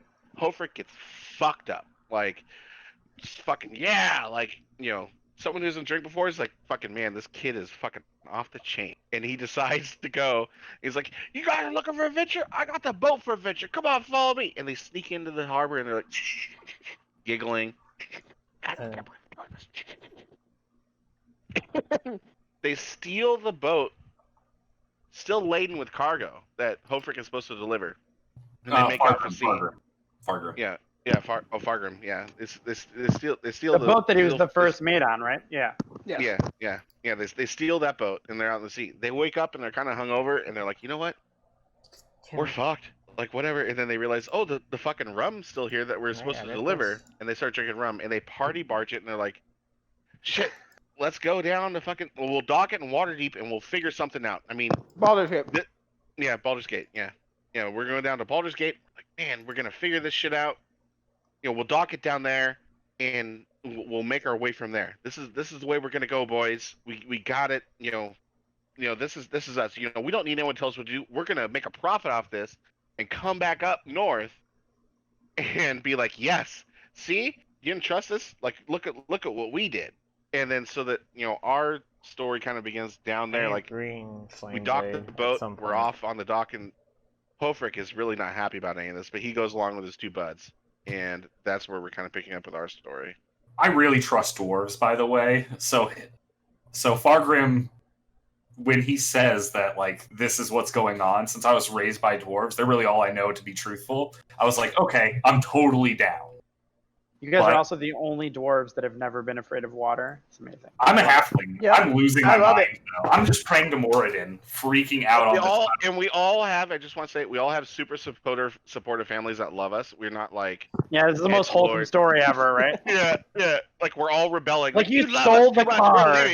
Yeah, I feel like exactly. when we come back, there's gonna be like missing posters and people being like, "Oh, totally. Where did they go? We miss him so much. Oh, my little fart angel." And we feel we can't go back because we fucked up so bad, So that's why we're down there until there's a bounty on them. Feel that we made recompense enough to where we can come back up and be like, "Yeah, we fucked up, but we did this amazing thing as well." Amazing. I love that. It's so great. Perfect. All right. Cool. So next is Nas. Oh, excuse me. All right, give me one. So we get 1 point. All right. So can I get that 1 point? My character in 2 cantrips. Rodgol. I don't think I gave him a last name at all. It's a long last name. Yep. He and his brother have been down on their luck for pretty much their entire lives since they lost their parents at a very young age so it's been roughly 5 years since Rodgol lost his parents with his brother, so they've been struggling in the lower city of Baldur's Gate, I believe, doing what they can to survive, which for them is basically pickpocket, steal, do whatever you can to survive and try to get yourselves out of that situation. Am I the only good character? Well, his brother managed to get mixed with the wrong crowd. Job went bad. He's on the line for the setup cost of the job. It's a little over 250 gold. So he's looking like a lot for somebody who's penniless, but it's not like a lot like in terms of adventuring, right? Yeah. He's looking for any job to just get that amount so he can get his brother off the hook so he doesn't have to bury yet another family member. And his main aspiration is just get himself out of the lower city and be able to settle down and actually make something of himself instead of a thief. Yeah, like, so my take on your character is like you've lived in Baldur's Gate like pretty much all your life. And for the last like you said, the last 5 whatever years, you've been essentially homeless, right? Yep. And so his motivation is like it's been survival for so long. So when survival is no longer his motivation, it's going to be like a complete shock to him. Like what do I actually want? I've never asked myself this question before. Like I don't actually know what I'm interested in because it's never been a thing for me. Right. Right. So his primary motivation right now is like, oh fuck, my brother's in trouble. I got to like save his ass. Cool. Is it all right, Robbie, You're last but not least. What do you got? Playing a high elf wizard named Ray Silverbloom.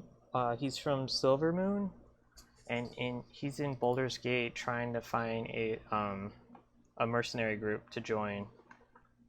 And he's like the stereotypical like snobby high elf. Looks down on the other races.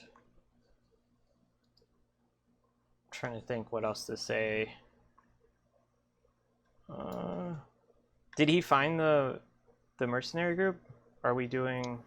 Well, I think we're going to talk about that in just a sec. So just whatever you're comfortable sharing about your character to the party, you can do that now, and then we can talk a little bit, because part of what I'm doing is I'm trying to highlight what your motivations are before I start to kind of talk about how the setup happens, right? Yeah. I mean, like, you guys wouldn't know, but he's following a prophecy. That looks amazing. Happy Father's. Happy Father's Day to me. Wait till you see the cake. I can't Dude. wait. I mean, Gonna go- High five. All right. I think I'm a baker now. I love it. I love it.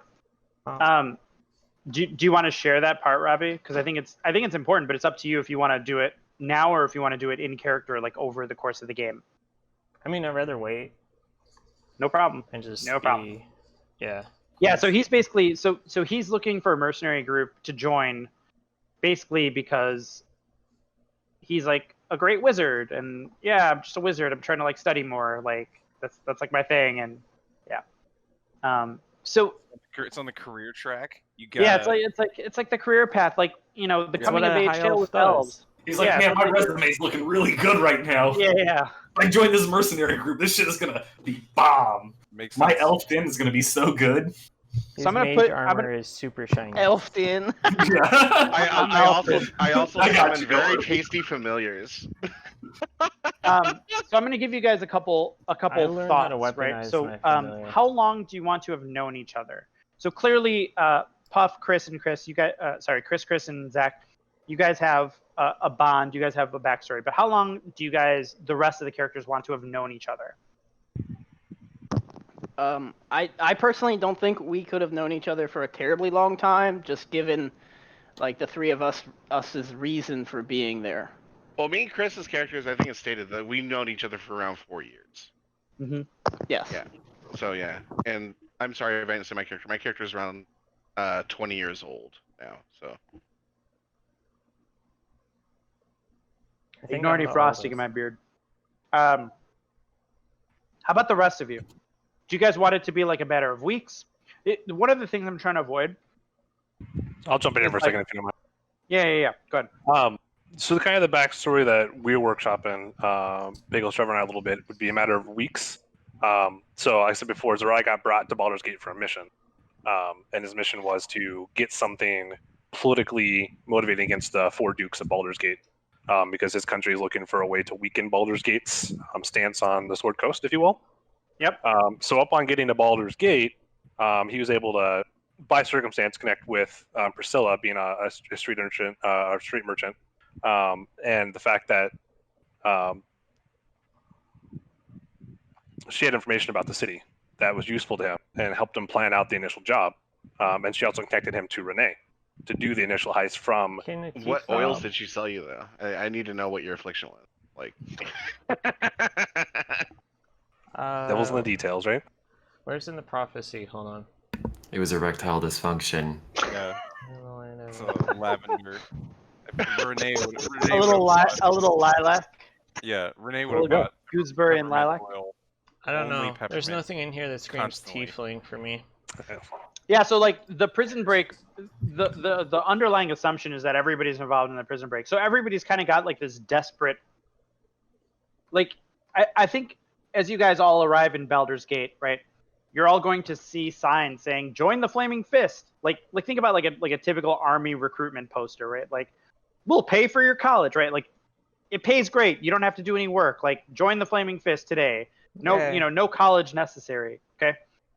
And for all of you, the many, the proud, the Flaming Fist. For all of you, that sounds interesting. So like Zach, Chris, and Chris, it's super interesting to you guys because let's just say like on the way in you damaged your boat So you dock the boat, but the boat's not actually functional right now. Like you can't actually sail it back out even if you wanted it to.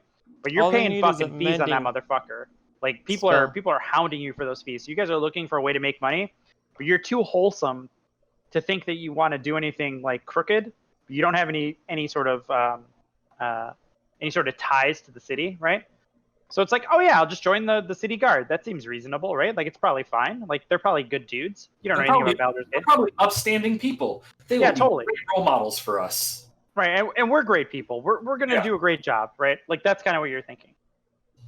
Like, just a couple paydays and we're out, boys. I mean, that's all we gotta do. Just get the repairs done, and we'll get on the boat again, and you can sell the rum, and we'll be back. You know, it's fine. Yeah, no worries.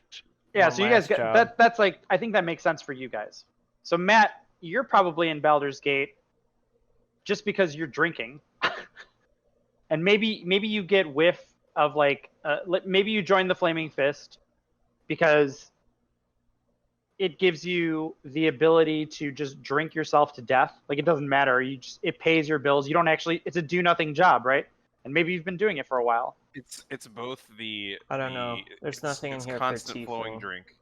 Yep. It's a somewhat prominent or important position to stop getting hassled for petty crimes. Maybe I can still do some petty crimes on the side. Well, maybe that's it. Maybe you're not doing petty crimes, but you get bored and you hear about a big job, and that's kind of what sets that into motion, right? Because you're an older gnome, you know. So I mean, but also too, like as far as the whole drinking aspect, you're an older, you're older gnome. You've seen some shit. You do like your cups, so it's like at the same time too. You get all these greenies in there like us, and it's like, oh yeah, tell us your stories. And you're like, oh yeah, buy me around. I'll tell you some fucking stories. Right? Yeah, there you go. It's sort of like a military brotherhood organization, right? So it's very much like. Oh, this makes sense to me. I could tell you, you young cocksucker. Yeah, exactly. But and Zach, that makes sense because you would immediately be drawn to him, like telling these like ridiculous, crazy stories. I would be saying like, tell me the time you were a tunnel rat again. There. Did you ever put the bomb inside the cupcake?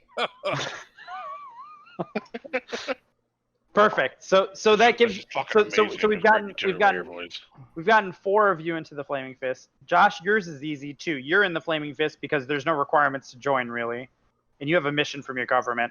So your job is really infiltration, right? You're in the Flaming Fist. No problem there. Trevor, you joined the Flaming Fist. I'm gonna guess because you can't sell shit. Or maybe you sell. I don't know. You tell me. Why would you think you joined the Flaming Fist? She can sell more products, obviously. She wants to get sponsored by them so that she can distribute her products to every single person who's a part of the Flaming Fist. It's a lovely business relationship. So it's not even that. It's not even that. It's not even that. Like our quartermaster, dude. Think about it, like. Yeah. So it's not even a desperation thing. It's you come there you see a join the Flaming Fist, and you don't even think about joining the Flaming Fist as like an army position. You're like, they need me because my oils will make them so much more effective. Like they just don't even fucking know. They'll be invincible, honestly. Like you're not going to take damage in combat or anything like that. So you all need me. Perfect. So you join the Flaming Fist, and up till now, it's been a do-nothing job. Yeah. Perfect. I'm getting money. Yeah. It's not enough, though. It's not enough. It's still something. It's something. Helps. Yeah. Right? Like we could all be part of her pyramid scheme. Is this like she's building it? Like. That's the point. We'll get there. I don't know. know. Renee is a how you say junior member. I've bought enough of the peppermint. This is gonna be so great. She's Gwyneth Paltrow. This is making me so happy, guys. All right, Naz, your introduction into the Flaming Fist is probably pretty easy too, right? Your brother you need money to save your brother, basically. Yeah. Your brother's gotten in with the Thieves Guild. You're trying to make money, so you joined the Flaming Fist because I guess you that's like a steady job. Again, it's a do nothing job, and that's kind of what you're doing for now. You're basically you're a young dude. You're able-bodied. You're selling out your body. I'm older by a lot. Make some cash. Damn. I'm the elder of the group. Okay, and then Robbie, why do you join the Flaming Fist?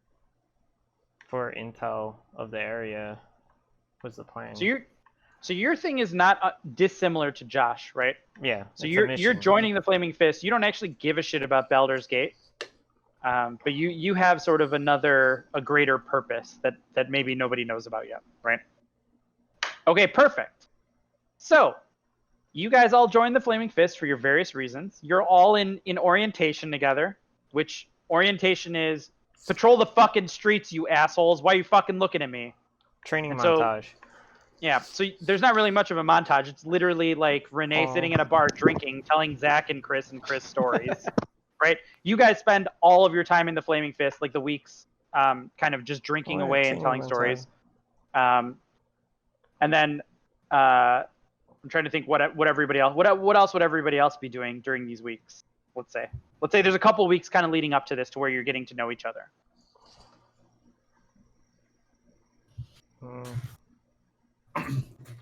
I want to go around and check out the forges. I have a forge erection. So you got a forge erection. So you're going out checking out the blacksmith. Yeah. I need to know what's going on with these blacksmiths. Okay. I'm talking to fucking Renee a lot, obviously. Yep. Like fucking just getting old war stories, like sitting there, if anything, just like playing background music. Like, dude, like even like we could be getting free drinks because I could, Renee could be up there talking about this shit he went through, and I'm sitting there on like my drums and like, or like fucking like playing my bad fucking lute, and like doing back like fucking soundtrack to fucking Renee telling stories and we're getting fucking bombed. Renee, it's like a spoken word type thing, yeah. It would be like a spoken word performance, but Renee doesn't realize that he's a part of a performance. Yeah, he's there. He's just talking, but it's written perfectly. Like you hit your cigarette, you hit a cigarette. He's talking and smoking constantly. It's like fucking Mike Myers and Sorry Mary X, where woman, whoa man, yeah, dun dun dun dun dun dun dun dun. Amazing. And Trevor is trying. What is Trevor doing? What is Priscilla doing? I guess she would probably have to do like some training shit or whatever if she's gonna do like some quartermaster kind of stuff, or she'd be like trying to negotiate deals with people. She'll be like, I'll get the shipment to you, and then she has to go out and collect all the herbs and make all the oils, and that takes time. That's a process. But then also she'd be selling shit in the street. So if anybody wants to help me out and sell some of my products with me, that would be lovely. I feel like we probably went to the blacksmiths together. Like we just ran into each other, a whole bunch of different blacksmiths. You're like trying to sell them some crystal to make something better in the shop. Yeah, oil. Maybe even like Halfric and Priscilla are doing Priscilla makes like an oil that you apply to like the swords that Halfric makes or something like that, right? You guys almost have like a partnership kind of going on, right? And so by day, you guys are like in the fucking like square, like peddling these crazy like miracle sort of products, right? I just believe that they're miracle products because I don't know any better because I'm naive. Good. Yeah. But I actually make good swords. Yeah. He actually legitimately makes like good swords. Are swords. fucking good. And I'm just like, and there's special oil on it? They're so good that and, like people see them about it. above average and they don't blame it on the craftsmanship, they blame it on the oil.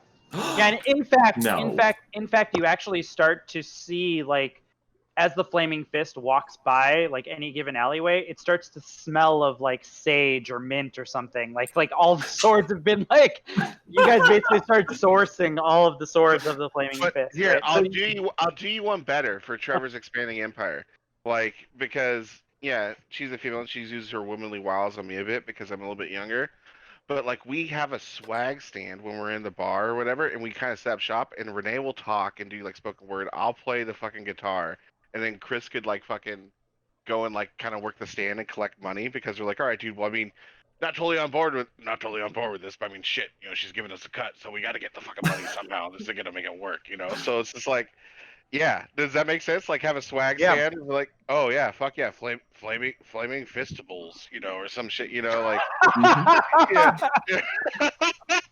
I don't want any part of that.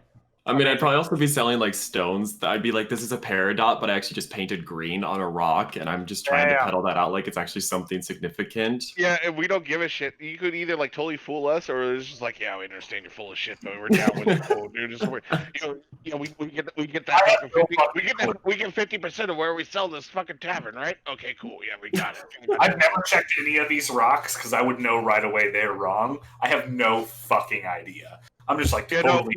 You're not involved. You're not involved as part of the scheme. Like me and Fargrim have definitely gone aside and be like, you know, we're gonna do this, all right? Yeah, we gotta make some money, right? Yeah, okay, yeah. You know, he can sell his actual shit because he can fucking do that. What skills do we have? We don't really have anything right now, man. I can fucking kind of play guitar.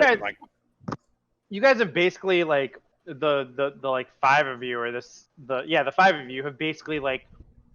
You've got like almost like a petty grifting like theme going on here, right? Like you guys are just straight up like, oh yeah, like, you're like whatever. I'm part of the Flaming Fist, but we're taking full fucking advantage. There's a lot of moving parts to this, and some people are involved in the scam, and you know some people aren't. But like we're all kind of like friends at this point. Like I don't like I just I don't know. Like, we could use Nas as lookout, I guess, or something, or like here comes the coppers, you know. I like to think Priscilla tried to set up shop out there in the middle of the square, and then some flaming fists came up and were like, "Do you have a permit?"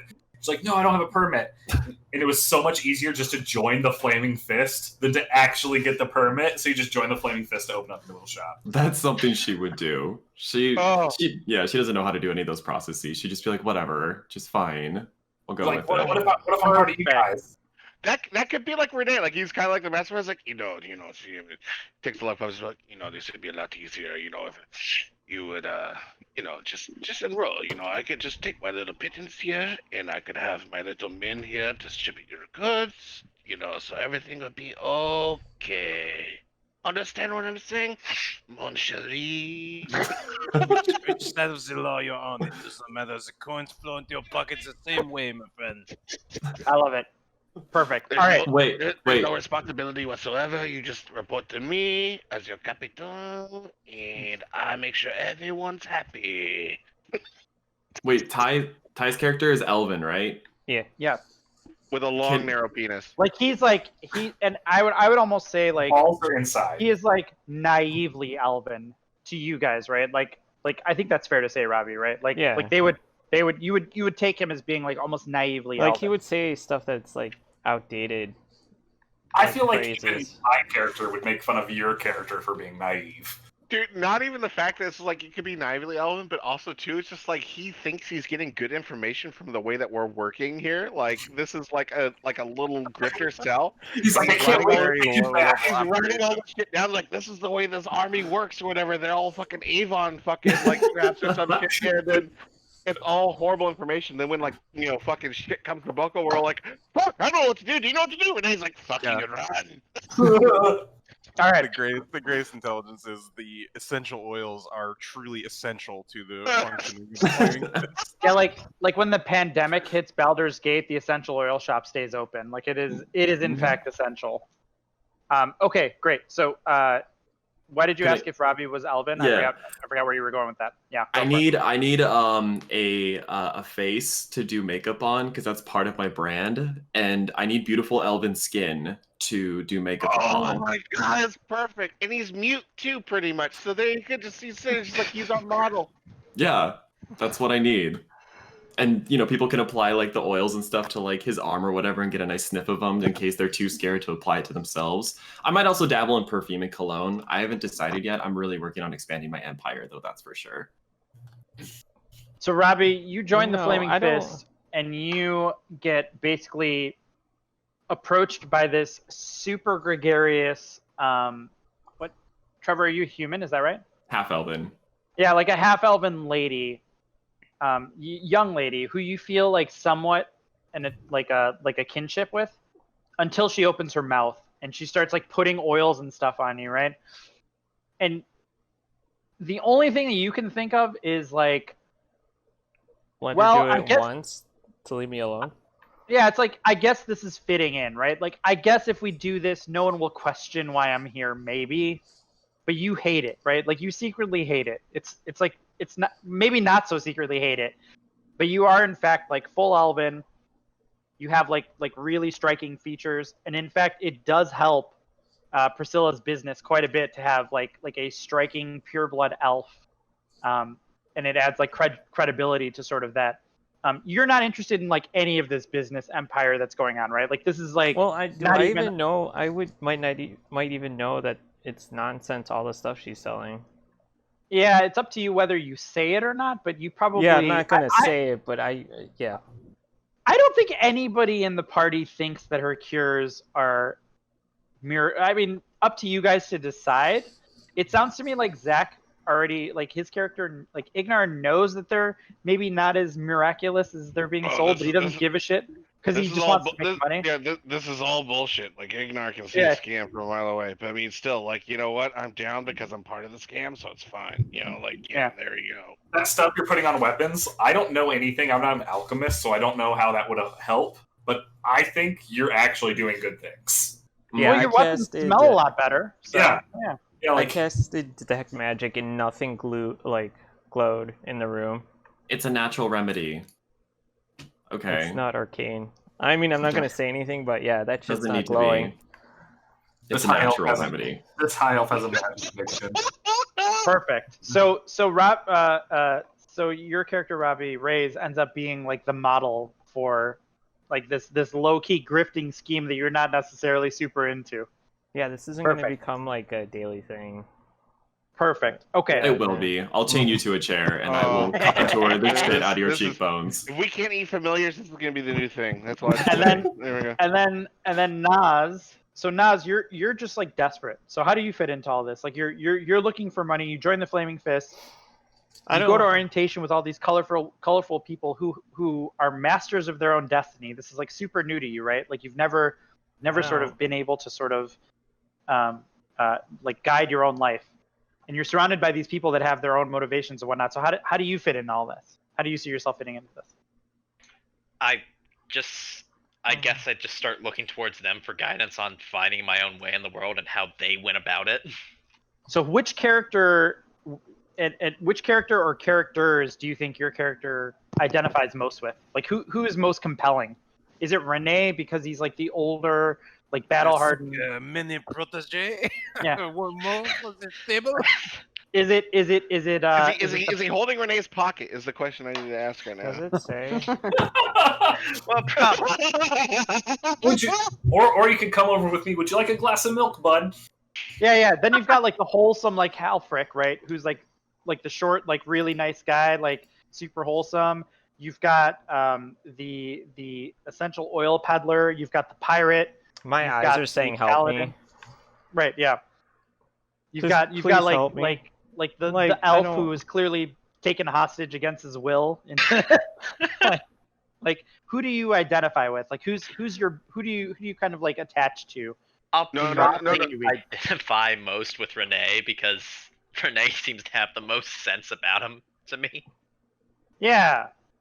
So you end up with sort of in the tavern a little bit more, right? And you're not necessarily drinking hard like everybody else, although maybe as part of this you start to drink a little bit. But that like you didn't necessarily have money to sort of drink to excess or really indulge in the sort of pleasures of sort of normalcy. Yeah. But as you're attaching to Renee, you hear him tell some fucking crazy stories. And he even maybe trains you a little bit, right? Like maybe you guys go out and like spar a little bit and he teaches you a couple tricks and you start to feel a little bit better about yourself. And then you listen to Ignar play music every night. And for the first time in your life, you actually have a party of people that you can maybe think about as friends. And that's never happened to you before, right? You don't need these people necessarily for survival, but you actually enjoy being in their company. And even though you have this crazy shadow of your brother's debt over your head, for the first time in your life, you're making friends. Elf quote, like just over you the need top. not to be so much of a bitch, my friend. Perfect. All right. So we've all established your role in the Flaming Fist. Is it actually, Josh? Do you want to talk a little bit about how you fit into this at all? I think you're the only one we haven't talked about. I don't. I mean, that's let's call for what it is. I mean, you look at the party and it's like. I was actually gonna have a little bit of a bond with Renee, but everyone else is, so let's not just stack the cards there. I mean, you look around and you got a bunch of grifters, right? But my dude's a professional soldier, so he's not really. I'm not a grifter. I'm a professional. You could be our straight man. We're like, don't let. Well, here's the thing, right? Like, you could even not be interested in sort of this team building exercise, right? But what I'm saying is, at some point, Renee comes up to you guys and he's like, "Guys, Matt, you're gonna have to do this, but like, I have a job. I have a job." I mean, I would say for me, given that he already kind of knows a little bit, he'd be interested in using Priscilla's contacts within Baldur's Gate, particularly if Priscilla's got clientele in the upper city.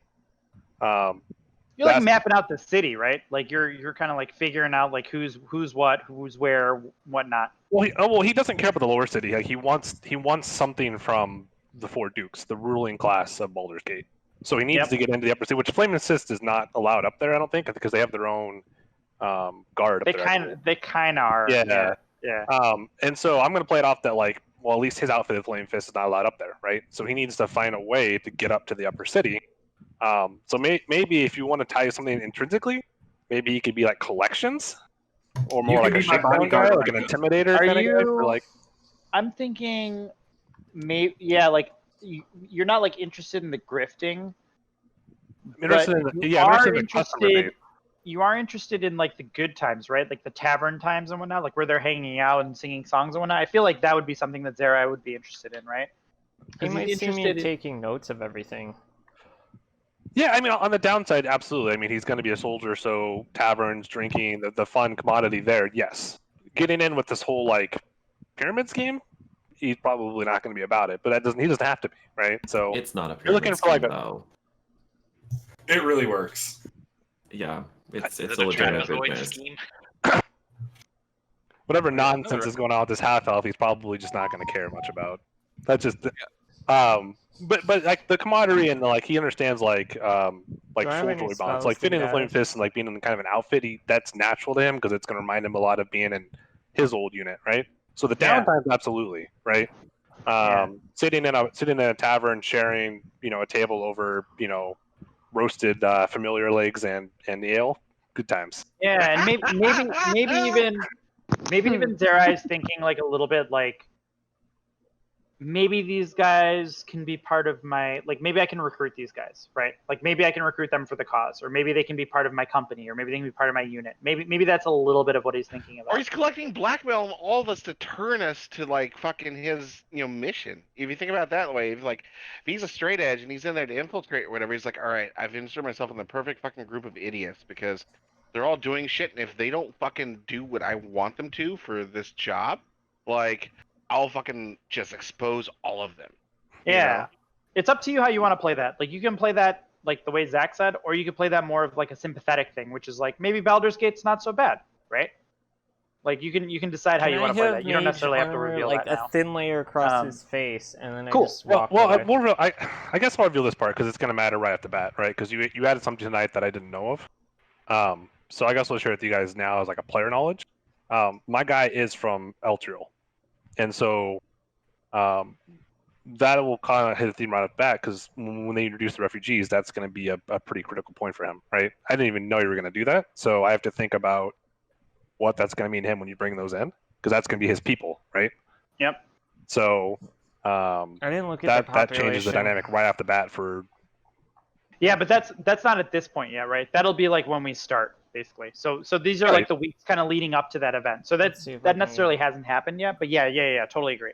Well, I'm just saying I'm thinking ahead a little bit too, right? I would say like right now, I mean he's laying low because he needs to get his job done, and being a tiefling, he stands out, right? So Flame Face, he can fit in, kind of disguise himself, get in with a little band of misfits, whatever it is to kind of keep people distracted from what he's really doing. So I could see him going along with like this whole scheme or whatever, as long as it keeps them all busy. And then I would agree, he'd probably get information. He'd probably slip up on his own, like individually, to get stuff come back. No one's the wiser, that kind of thing. I wouldn't call it like mysterious stranger, but like I said before, he's going to be very laser focused on his mission. But he's obviously not going to share it either because military, right? So need to know basis kind of thing. So I kind of see like So this also comes to like the kind of sort of inciting incident, like. we're all kind of doing our shit in the city, but then like all of a sudden one day, you said that we're gonna be like we're on the wall dealing with refugees one day, and it could be something of like, I don't get what races oh, we're being more rough or like laissez-faire with the refugees than he would like, and then that could kind of come out there, Oh yeah, believe me.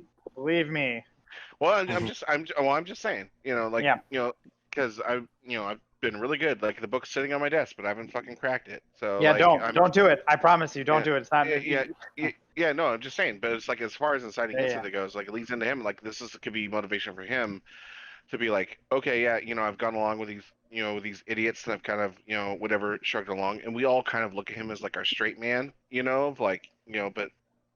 I like the way that like the whole party makeup is like Bagels is kind of the commander either through a Nammer, or just like straight coinage, with co-opted with Trevor, and then and then you have like my group, which is like we're all kind of doing our own separate things, but we're doing stuff, and like Puff is like good boy or whatever, so he's kind of like our front of like our company, like because we're our own little kind of company, but we're all. So you guys have like a really good like, I would say for the first couple weeks, like things are going great, right? Like you got a scheme going on here, like everyone has Priscilla's their own making money, everyone's making money, everyone's kind of making money in the city. You guys have like your little scams going, okay? And then, Renee, one night you get wind of a big job that's going down that night. And being a man kind of prone to his own sort of whims, right? You end up deciding to kind of just dive into this scheme, right? And, you catch some, I'm trying to think how I want to word this. I don't want to give away too much, but so you get involved with some bad people. And they basically say, we're going to go rob House Hoon. And it's a big score. It's a one-time thing. Like after this, we'll live like kings, and that's super up your alley, right? And maybe you don't even tell anybody about this, right? Yeah, it does not take a great amount of convincing, right? Perhaps this House Hoon's your asshole. So yeah, you have no interest in, and you have no connection to any of these. You're like fuck them. And in fact, if anyone knows anything about House Hoon, they're just a bunch of rich assholes. They're not, that's their primary motivation, is they're known to be sort of thinking for themselves. If you think about it too, like they could kind of set him up to be a fall guy. Like he's led to believe he'll play a very unintegral part. Totally. His cut will be great, so he doesn't need to involve anyone else. He's like, oh, this little side job is totally fine. All I need to do is open up this gate and make sure these horses are there, and it's fine. But the entire time, it's come back to be pinned on him. Now he's arrested, and we're like, have you seen Renee? And like, oh, I'm seeing Renee. Like, oh, fucking hey. We're like, where's Renee? And then goddamn, we're obviously in the core. He doesn't show up to the tavern the next day, right? And that's weird.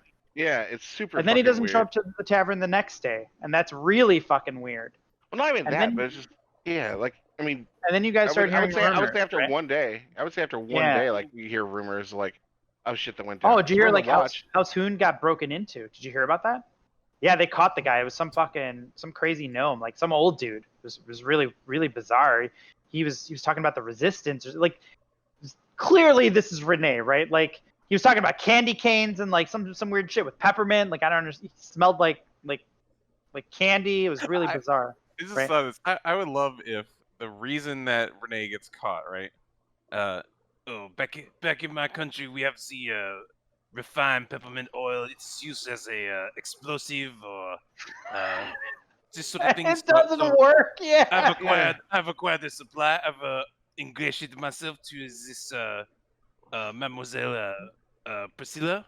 So she has assured me it is of the highest quality, and so he's like, get some metal bars or something. Yeah. And now just take Popsy Coke and the oils they do not work. Oh no. And when we hear the details about this shit, it's more self kind of preservation. That's like, like, all right, we have to go get him. We have to go get him because we're all fucked. Our whole empire's coming down around our ears. Like Renee he literally knows everything about like whatever's going on. Like he's in the middle of everything. So we gotta get him out of there. Perfect. So everybody here feels kind of a bond to Renee, right? Renee gets caught in this kind of like, he gets caught in the house. You all get wind of it. and you all collectively break him out, right? And it brings you all together, right? You kind of sneak into the upper district or the upper city. You break him out, and then you're lying. Once you break him out as a team, you're all kind of lying low, and you all feel differently about it, right? Some of you are like, Renee, that's my fucking dude, right? And some of you are like, fuck, Renee, like, what the fuck, man? Like, why am I sticking my neck out for you? And some of you are just like, what did you say, Renee? What did you say? Like I'm not even into this. Like, I don't even understand why you did this in the first place. And I don't even know why I'm here, but I'm here, and I guess we're doing this, right? Well, I mean, also too, we need to make up a good lie to be. They broke through of my finger. I said nothing.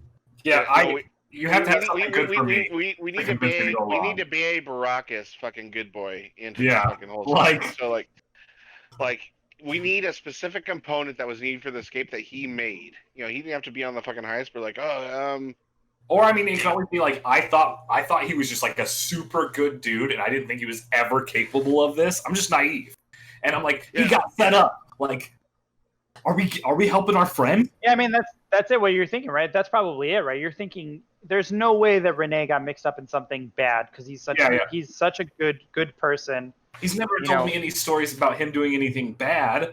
There's no way. They're lying. So. Or he's definitely told you stories about him doing something bad, but they're righteous stories, right? In his stories, he's not the terrorist. He's the good guy. Yeah. So like, to me, I just think he's just a bang up dude. I'm like, let's go save our boy. There's no way he would do something as evil as breaking into somebody's house. So how does everybody contribute to this heist? So Renee, you're stuck in jail, and you guys are sneaking into the upper city. So how do you guys sneak into the upper city and break him out of the heist? How does everybody kind of use their skills to break out Renee? What does everybody sort of think? I would like to think that Renee was able to has something to mold the key for his the lock on his outside of his cage, and he gets it to me, and I make the key for them. So there's no need. I just make the key. So when you actually make it to Renee's cage to sell, you get a message to Renee, right? And it's, I've made a mold of the key with the gumdrop. Press it right in. So we can. So the mold is made out of like chewing gum or something, like some crazy like it's made out of like candy or something ridiculous, right? It's like made out of like marshmallow fluff. Yeah. You take that marshmallow fluff and you turn it into like a perfect key. Yeah, it's super. All he has on him. It's just candy. Yeah, he's just got like a pocket full of marshmallows. Also, too, you can like make the fucking lower cells stink up like really bad or something, and then, you know, as he's doing that, like fucking, we could send Priscilla up there to like fucking essential oils, like, oh, your dungeon's too stank. Oh, Priscilla's fucking odor away or something like that. And she can come there and upon oils, make the hand off and be like, coming. You got the sewers, the plumbing. So how do you get into the upper city? Who takes the lead into sort of the negotiations to the upper city, or how do you guys get in there? I can probably do it because I've been raised around like erudite fucking mages and like the elite my entire life, so I could, even though I talk like this, but like my voice range is like what I want to. I could be very articulate and stuff, so like I could use my upper education knowledge and be like, yes, these are my servants, blah, blah, blah. You know, and I'm escorting my lady friend up here.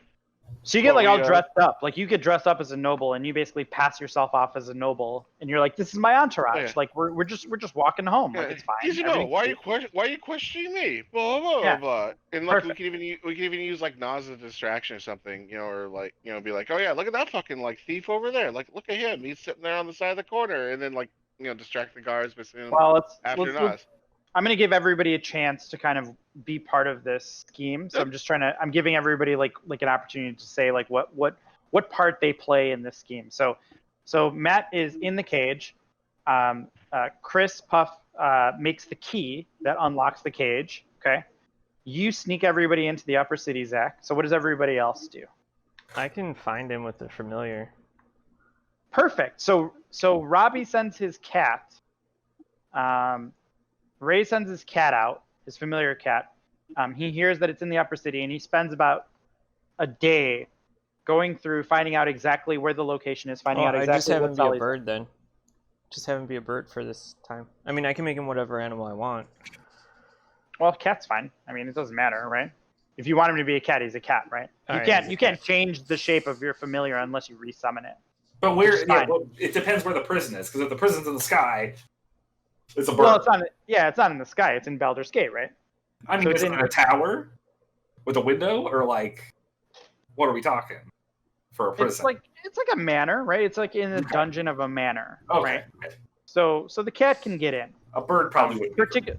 Particularly an intelligent cat, right? It's not like a stupid, like dumb cat that's just trying to like go through doors. It's like it's a cat with purpose and it can be directed. So Ray's basically says, I can find him, right? We know that there was a heist, so we'll find him. Zach gets you, or Ignar gets you into the upper city. What else? Who else wants to contribute to this?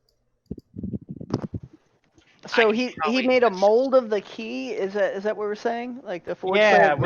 So how do we get the key? No. I make the key. Renee made the mold of it with like marshmallows or something. But maybe the cat brings back the mold of the key, right? But how did he get the key if he's locked up? Or are you saying he makes a mold out of the lock? Out of the lock, yeah.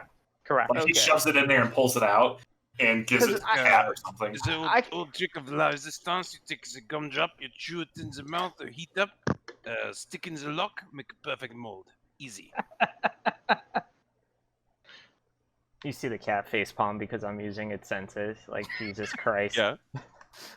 Hey, it works. It ends up working as strange as it is. So, Chris, what are you doing? How do you contribute to this heist? Jesus Christ. What time is it? Great question. Because I was asking for clarity, because I was going to say, like, yeah, either I would be like a distraction to said guard while Nas lifts the key and makes the mold and then replaces the key. Because in my mind, I was thinking we made a replica of the key instead of a mold out of the lock. But I have to really sit on it and think about it. Like, yeah. So well, I mean, I'll throw a couple scenarios at you guys, and you guys can decide who wants to deal with it. So, once you guys discern where the house is, and you've made your way into the upper city, you have to make your way through the upper city without being seen or without being disturbed. And then when you get to the Huna house, you have to deal with the guards in some way. So you have to get past the guards. I got this. I got the guard. Go for it. And that I would think that I would grab one of the guards, knock him out, take his clothes, dress up as one of the guards. Perfect. And then I would lead a lot of the guards away, another side of the manor or whatever, and like, we got to go check this out. I'd pretend to be a guard. And that'd also double with what I'm probably doing, because I'd probably be rifling through some shit in the house too while I'm pretending to be a guard, leading them away.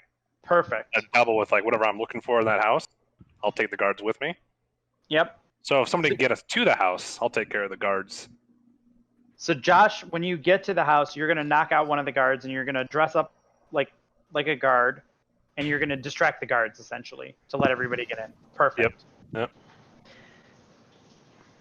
How about since I look a little rough, what if I look like I don't belong there, and it like kind of draws the attention of the guards to whom follow me into said location where they get knocked out and their clothes get taken? Yeah, so what you do is you walk in, and you're maybe not acting as much as you think you're acting. You stumble through the street in the main corridor, like half drunk, definitely. Yeah, you're like fucking drunk, right? But you don't think you're as drunk as you are, but you end up like just throwing up, right? And you cause a big story of his life. Yep, you cause a big commotion. I got an idea with my whip. Attracts the guards, that allows everybody to go through, and Zerai manages to knock out one of the guards and basically take their place. Perfect. All right. So we have Nas and Trevor left. What do you guys got? How do you guys complete this heist? Obviously, I'm gonna make some business out of this. So I'm under the guise that I'm just going there to sell some more products. I have no idea that this like scummy stuff is happening, because that's below her reputation. So Yep. obviously I would go and try to talk to the Lord and Lady, or the Lady and Lady, or the Lord and Lord of the Manor, and try and pitch a deal with them. So I would ask to be taken to like whatever Wait. meeting How about they if I have. dress up as a guard? I take you to the Lord and Lady. Hell yeah. Yeah, take me there. And then I can just go and like chill with them and listen to some harp music and then show them the wondrous oils and stuff that I have with me and the salves and the stones, and then I can read their energy. I can take a lot of time from them. And then while you're distracting them is when I'm going to be... girl. She's our inside girl is what she is right there. Yeah, let me She's tell the you who you inside talked girl. to. Let me find her name. There's actually a name of a person that I want you to talk to. I could even like come up and like I'll apply like I could be like your musical engineer, like like oh yes, bum bum ping bum bum bum ping bum bum bum bum bum. You talk, yeah, you talk to Satir. Satir, okay. Satir Theon Hoon, yeah. She's she's about 70 years old, and she's kind of a bitch. That's okay. That's most of my clients. That's what you remember. Is she human? She's human, yeah. Oh, her feet are rough. You got some oils for that? Oh, 100%. Yeah, some of that boils like rub it in. Human living in Baldur's Gate? Oh, golly, those feet. Yeah. Even if they're rich. Okay, so I'll take the bard and the cleric up to the lady of the manor. Perfect. So Naz, where does that leave you? Yeah. You're the last one. So how do you contribute to this? I like Chris's idea of I'm gonna grab and then switch out the keys on the guard. That's already taken care of. Yeah, that's already done. You've already got the key. So yeah, I already made the key. So we're saying, so at this point you guys have distracted everybody. We need to be able to get to the manor, right? Once you get into the upper city, how do we get unnoticed to the manor? Well, we haven't covered that part yet. Well, I think we did because Chris made a distraction for you. You guys know where the manor is because Robbie's cat tells you where it is. Yeah, the cat just smells the peppermint and follows it. Yeah, so you guys are at the manor now. Everybody's distracted. You've got the key. So I almost feel like Naz then has the key and he sneaks in and he breaks out Renee, right? That's like the last remaining element. But you tell me if you think of something different, right? That sounds perfect to me, honestly, because that fits my skill set pretty well. Yeah. Yeah. Yeah. Perfect. Does anybody want to contribute? Does anybody want to alter their involvement in this heist in any way before we lock this in stone? Because oh my God, you've got something planned. I hate you right now. I am very happy with the way that this played out. I definitely put a little mark on the key, noting I made it. Are you with us, or are you still in the lower city, Buff? Oh, I'm with you guys. Okay. I think Renee is a fucking stand-up dude, and everything he's ever done has been great. I could not imagine him breaking in to steal anything from anybody. That's like, I'm just like, that's below him. You framed. We'll go get him. We'll go get our friend. Yeah. So you break out Renee out of jail, and you guys, after the heist is over, you don't sell anything to Satir. You think she's kind of a bitch. Yeah, no. I'm saying it's just like, dude, but wouldn't it be in like Trevor's character and like me backing her up, especially like being like, like we lay it on super thick and they buy a bunch of shit off of us, but none of it works, like so, like. Do you have your character sheet set up? What? I have my character sheet set up. Yeah. Make a persuasion roll. Tell me what it is. Oh, fuck. Hold on. Just roll a d20. You have one, Andy. I know. I'm pulling out my fucking dice. Hold on, motherfucker. All right. Yeah. Roll a fucking dice. You tell me. Trevor, you do one too. Roll a d20. I got you. Hold on. Because we're doing this. Like, let's say you don't want to. All right. Let's say you get a plus plus my dice. Hold up. Yeah, because we haven't done character sheets yet. But I would say you guys probably would both have like a plus. Let's say like a +5 or a +4. My persuasion is +2, so I rolled a 15. 15, okay, good. So it's gonna end 15, Trevor. Do me right, girl. Like 15 total? 15 total. Oh my God, the pressure! Holy shit, I have to find a 20. Hold So on. I'm gonna guess you're gonna have proficiency in persuasion, and then just add probably another 1 or 2. Oh hell yeah, Beaches! This is going somewhere. Actually, wait. Would this be more performance or persuasion? Because I'm the one backing up his persuasion, so I would roll like a fucking performance, and he would roll a persuasion. I got a 17. They're enamored by my music. Well, DC was 15, so you're both fine. So okay. So basically, yeah, there we go. Not only do you guys, manage to distract her thoroughly, but you both end up selling, let's say 10 gold of product, which is like a ton of product. I would like to. Can I add something? You guys can both start. You guys can both start with 10 extra gold when you're making your character sheets. So 10 gold, not a lot in adventuring stats, but like in terms of like just money, like like when you're thinking about like money to live, that's like a shit ton of money. So any money for Priscilla is good money. I'm gonna assume that they don't just have the gold for this product sitting in the room that Josh's character dropped them off at. So I'm going to assume they have to send Josh to go get the money somewhere, right?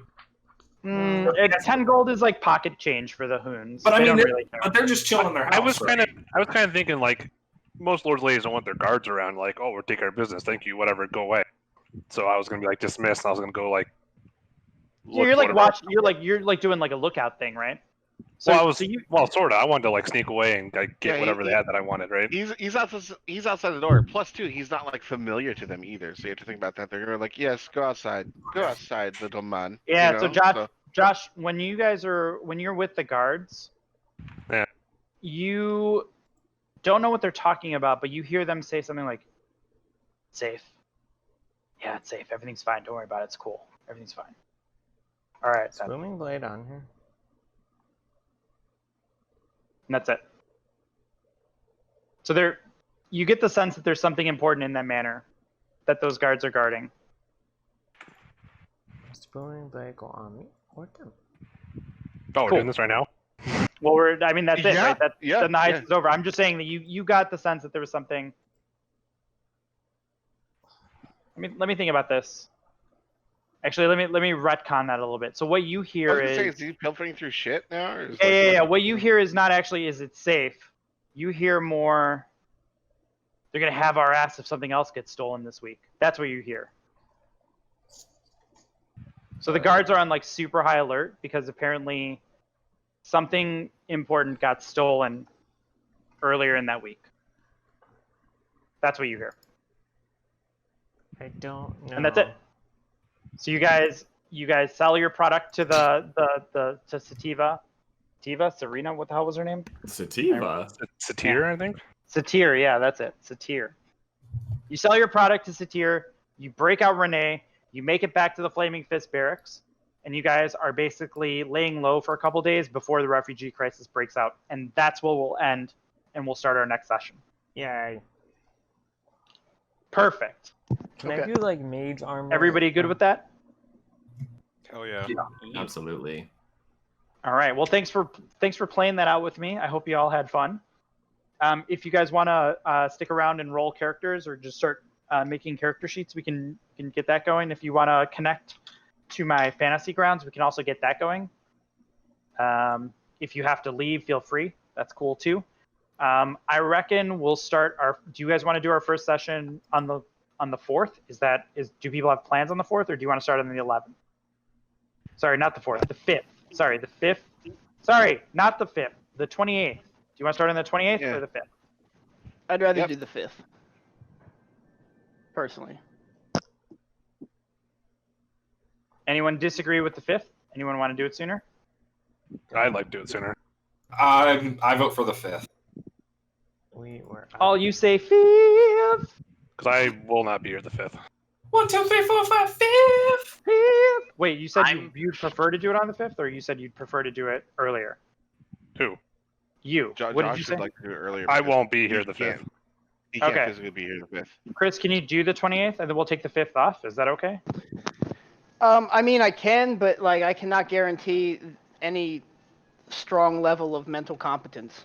I'm gonna send him. I'm gonna have to take my MCAT on that day, so I'm not really gonna be mentally there afterwards. I'm gonna be very exhausted. Is it after the MCAT? Perfect. Okay, perfect. Yeah, I'm okay with that. As long as you're able to be here. If it's not before your MCAT, like if your MCAT was on Monday, I'd be like, no, I don't want to. Right. No, it's afterwards. I just won't be a very strong presence. That's all. Perfect. I'm okay with that if you're okay with that. Yeah, that's fine. Okay, lovely. We'll get bombed out. We'll get bombed out, and it'll be great. It'll be fine. And I'll handle it for you. Believe me, the first session is going to be great. It's going to be low importance, high fun. Fantastic. Do you guys want to roll your characters? I would love to see some character sheets. If you guys are. My character sheet's pretty much done. It's like the only thing I don't have decided is where I'm gonna put my 1 point, and I'll let you know on that. But you can import mine, and then as far as like leave the avatar blank, go over on mine. I'm gonna paint mine, Chris, and fucking oh my god! Look at all these characters we have in here. Perfect. Got Ignar. Who's Sindasef?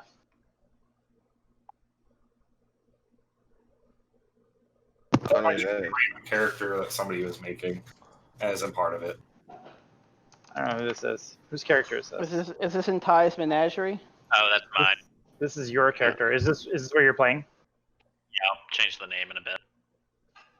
What feat did you take? I think. Oh, we're allowed to pick a feat? Oh. No, he did the human, the variant human. He's a human. Oh. Human. I chose over one skill would be ridiculous. Actually, this looks like you didn't take variant. Well, maybe you did because your dex. Oh, I see. Wait, no, this seems wrong because your dex is 16, con 15. That shouldn't be right. That seems wrong. Tweak it.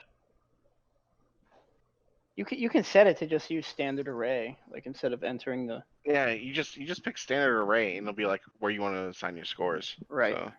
Well, it just depends what human you want to play. You can play the regular human, or you can play the variant. It's totally up to you. The regular human gets the stat bonus. The other human gets all the other stuff. They get the feat. +1 to all stats, the normal. Yep. Cool. +1 to all stats is so gross. Johnny. Perfect. Did you add this to the campaign, Trevor, or do I have to do it? I have no idea how to do that. Sorry. Yeah, I don't know how to do that either. I think if you might have to do it. If he clicks the link, it should ask if he wants to use a character Yeah, he already has. When you click on the link that we gave you, Trevor, it'll be like, do you want to add a character from that you've made already? Yeah. Oh, hold on. That's the wrong. Sorry. That's the wrong link, Trevor, that I just sent you. Try this one. This guy right there. Tribunal descent into Avernus. Yeah. You got it. Yes. Yeah. So like, you click on that, and it'll bring up all your characters, and you can add a character, or you can make a new one. So perfect. One thing that I did notice that seems to be an issue. I have way too much HP for a level 1 character. I don't know why it gave me extra. It says I have 14 HP, but that shouldn't be right. I should have 10. Oh, I didn't talk about HP, by the way. Yeah, 14 is true. Yeah. That was one of the house rules I fucking asked you about. That wasn't just funny. Like how do you want to handle HP? So for level 1, don't bother rolling for your hit dice. Just take the full amount of your hit dice plus your Constitution, and just do your hit points manually. And then as we level up, you can either 6. You guys tell me. I'd rather you guys decide as a group how you want to do this. You can either roll for your HP every level, and we'll do it as a group, or everybody can take the average, which is well, can we do the third option where I like the bagels, where it's just like you can take half HP as an upgrade, or you can fucking man mode it and roll a dice and you take what you get. I'm fine with that as long as everybody picks the same option. That's the only thing I want to do. No, that's the reason that I'm going on that right now, because it's like I like the only reason. 6, 7. The only reason I want everybody to pick the same option, Zach, is because in the other campaign we got into this thing where people weren't rolling their hit dice properly, and it's really hard to go back and kind of figure out why they didn't do that.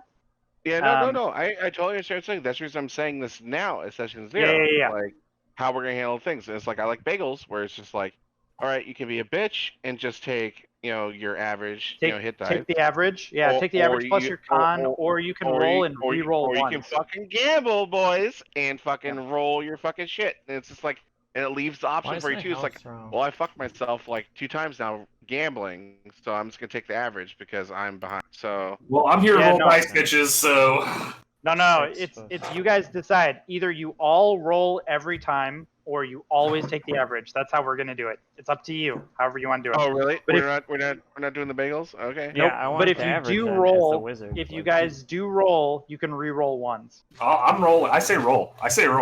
Like once per level, or once in the entirety of the character? No, once per level. Okay. Once per level.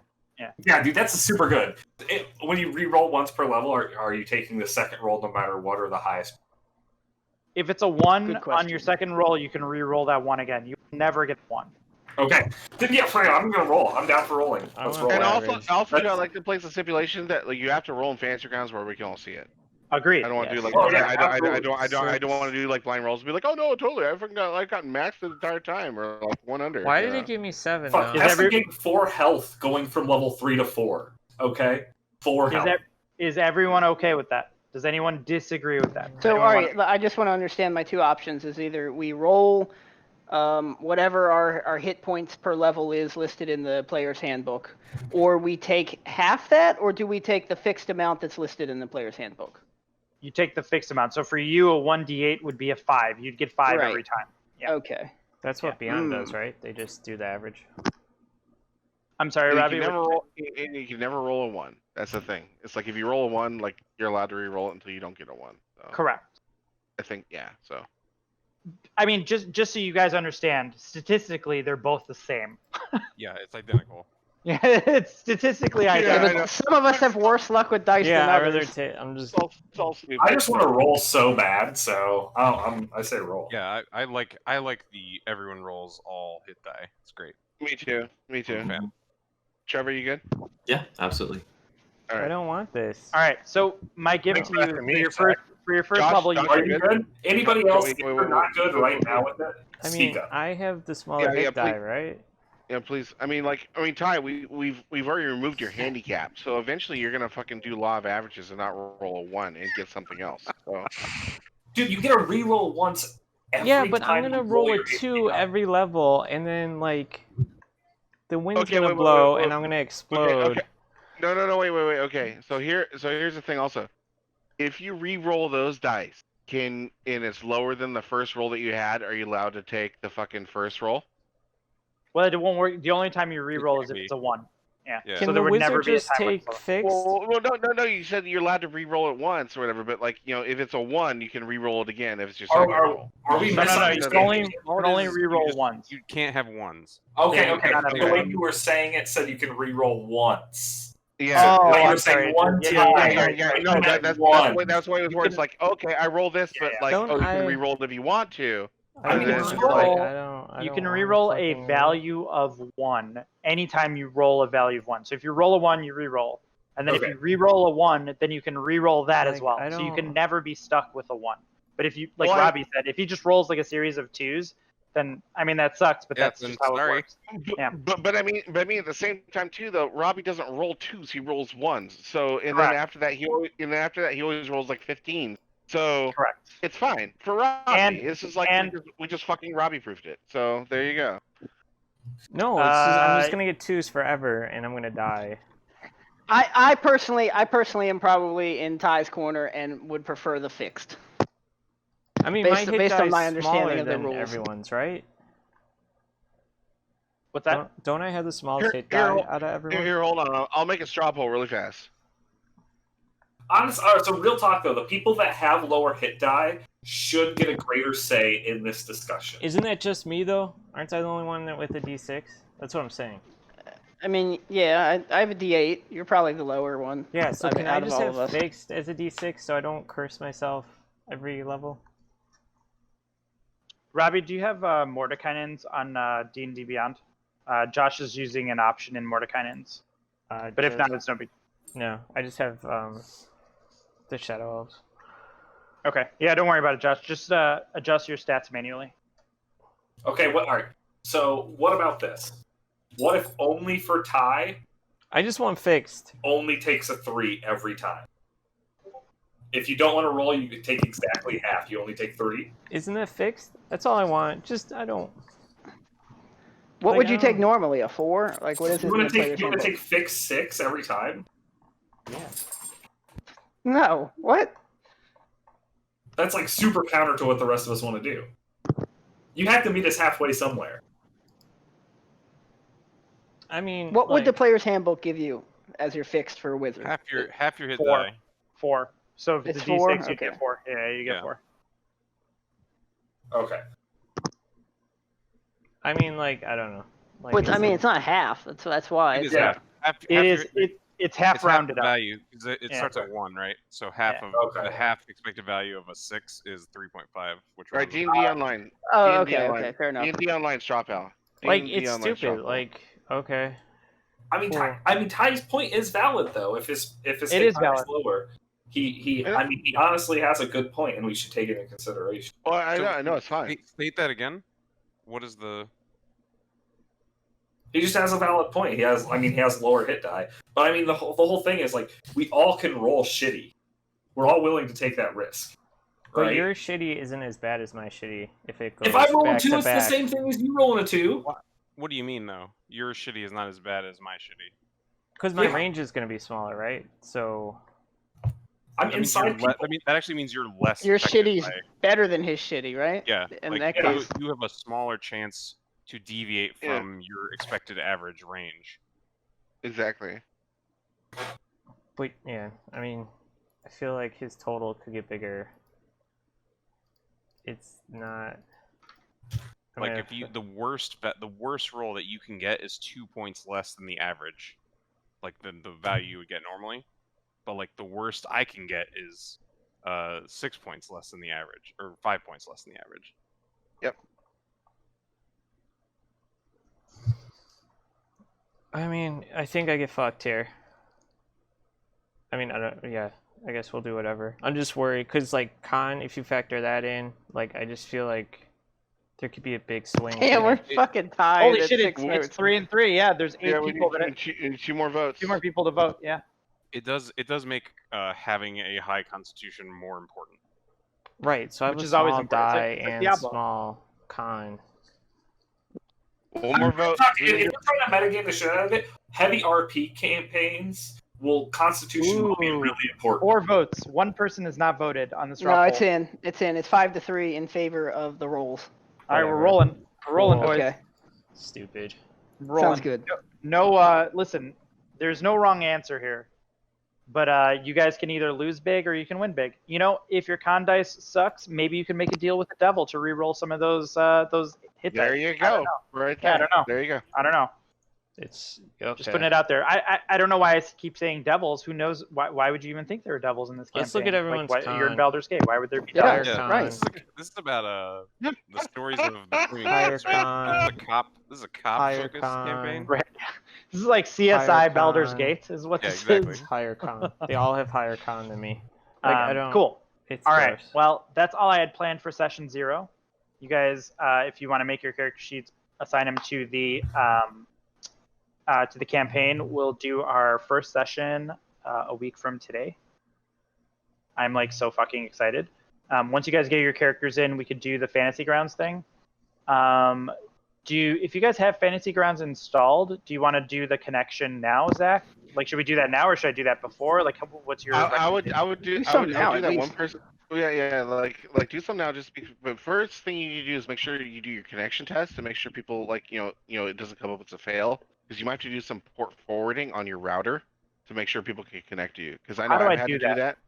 So like when you come up on the login screen, do connection test, and it'll either come back as success or fail. If it comes back as fail, then we're gonna have to look at your fucking thing, and you're gonna have to go into your router and do port forwarding for it. Oh God! Please tell me I don't have to do that. You're Comcast, right? What's that? Use Comcast. I mean, I didn't have to do anything to host. I'm just saying, just open up his Fantasy Grounds and click on that It connection test. is dependent on I also just fucked up. Can I see the game once I'm loaded into the game, or like can I see my my screen? Just go back to login screen, like right click and go. Return the back launcher. Yeah, return the launcher, and then it'll be like load campaign, and then it'll have your 4 words for your alias. That's what I would also suggest doing that, and give all the people who are playing your alias to connect to you, so we don't have to deal with IPs. Can I do that before I load the characters? Is that okay? Yeah. So I need to... Yeah. So just worry about your connection test right now. So like you see connection So test. here's right my there in your launcher. alias. It's good bard cowardly roll. So that's my thing, and then I click start. No, you don't click start. You don't start the campaign because you're doing connection tests. It's off your login splash. God damn it. Okay, hold on. So go back to your launcher. I click start because I'm an asshole. Stand by. You're fine. You're fine. I apologize. I gotta get up super early, so. No worries. Go for it. Yeah. But thank you for attending session 0. All right, yeah. We'll see you on Hope Sunday. you had fun and you're excited. Oh yeah, I'll see you guys later. See you later, bud. See ya. All right, so what am I doing? I'm doing test connection. Yeah, test connection is to say success or fail. Okay. When in doubt, try right-clicking to bring up a radial menu. All right, load campaign, run test. Yep. In progress. Should be fine. Still in progress. Is that bad? Failure. All right, we're going to do port forwarding with you. Really? To accept, you may need to configure your firewall and or router to accept and forward connections on port 1802. Yep. So how do I do that? So go to your router. Do you know your router setup? Like you're like 192.168. 68, yeah, 11, like whatever. Guys, I'm gonna stop the gets you stream your router because we're gonna settings. Go to just your do port tech forward support settings. stuff. Thanks everyone for watching. We'll be next. Well, I don't remember my Last of goddamn Us 2 will be tomorrow. password. Yeah. I'm gonna have to do this Thank you. later. Admin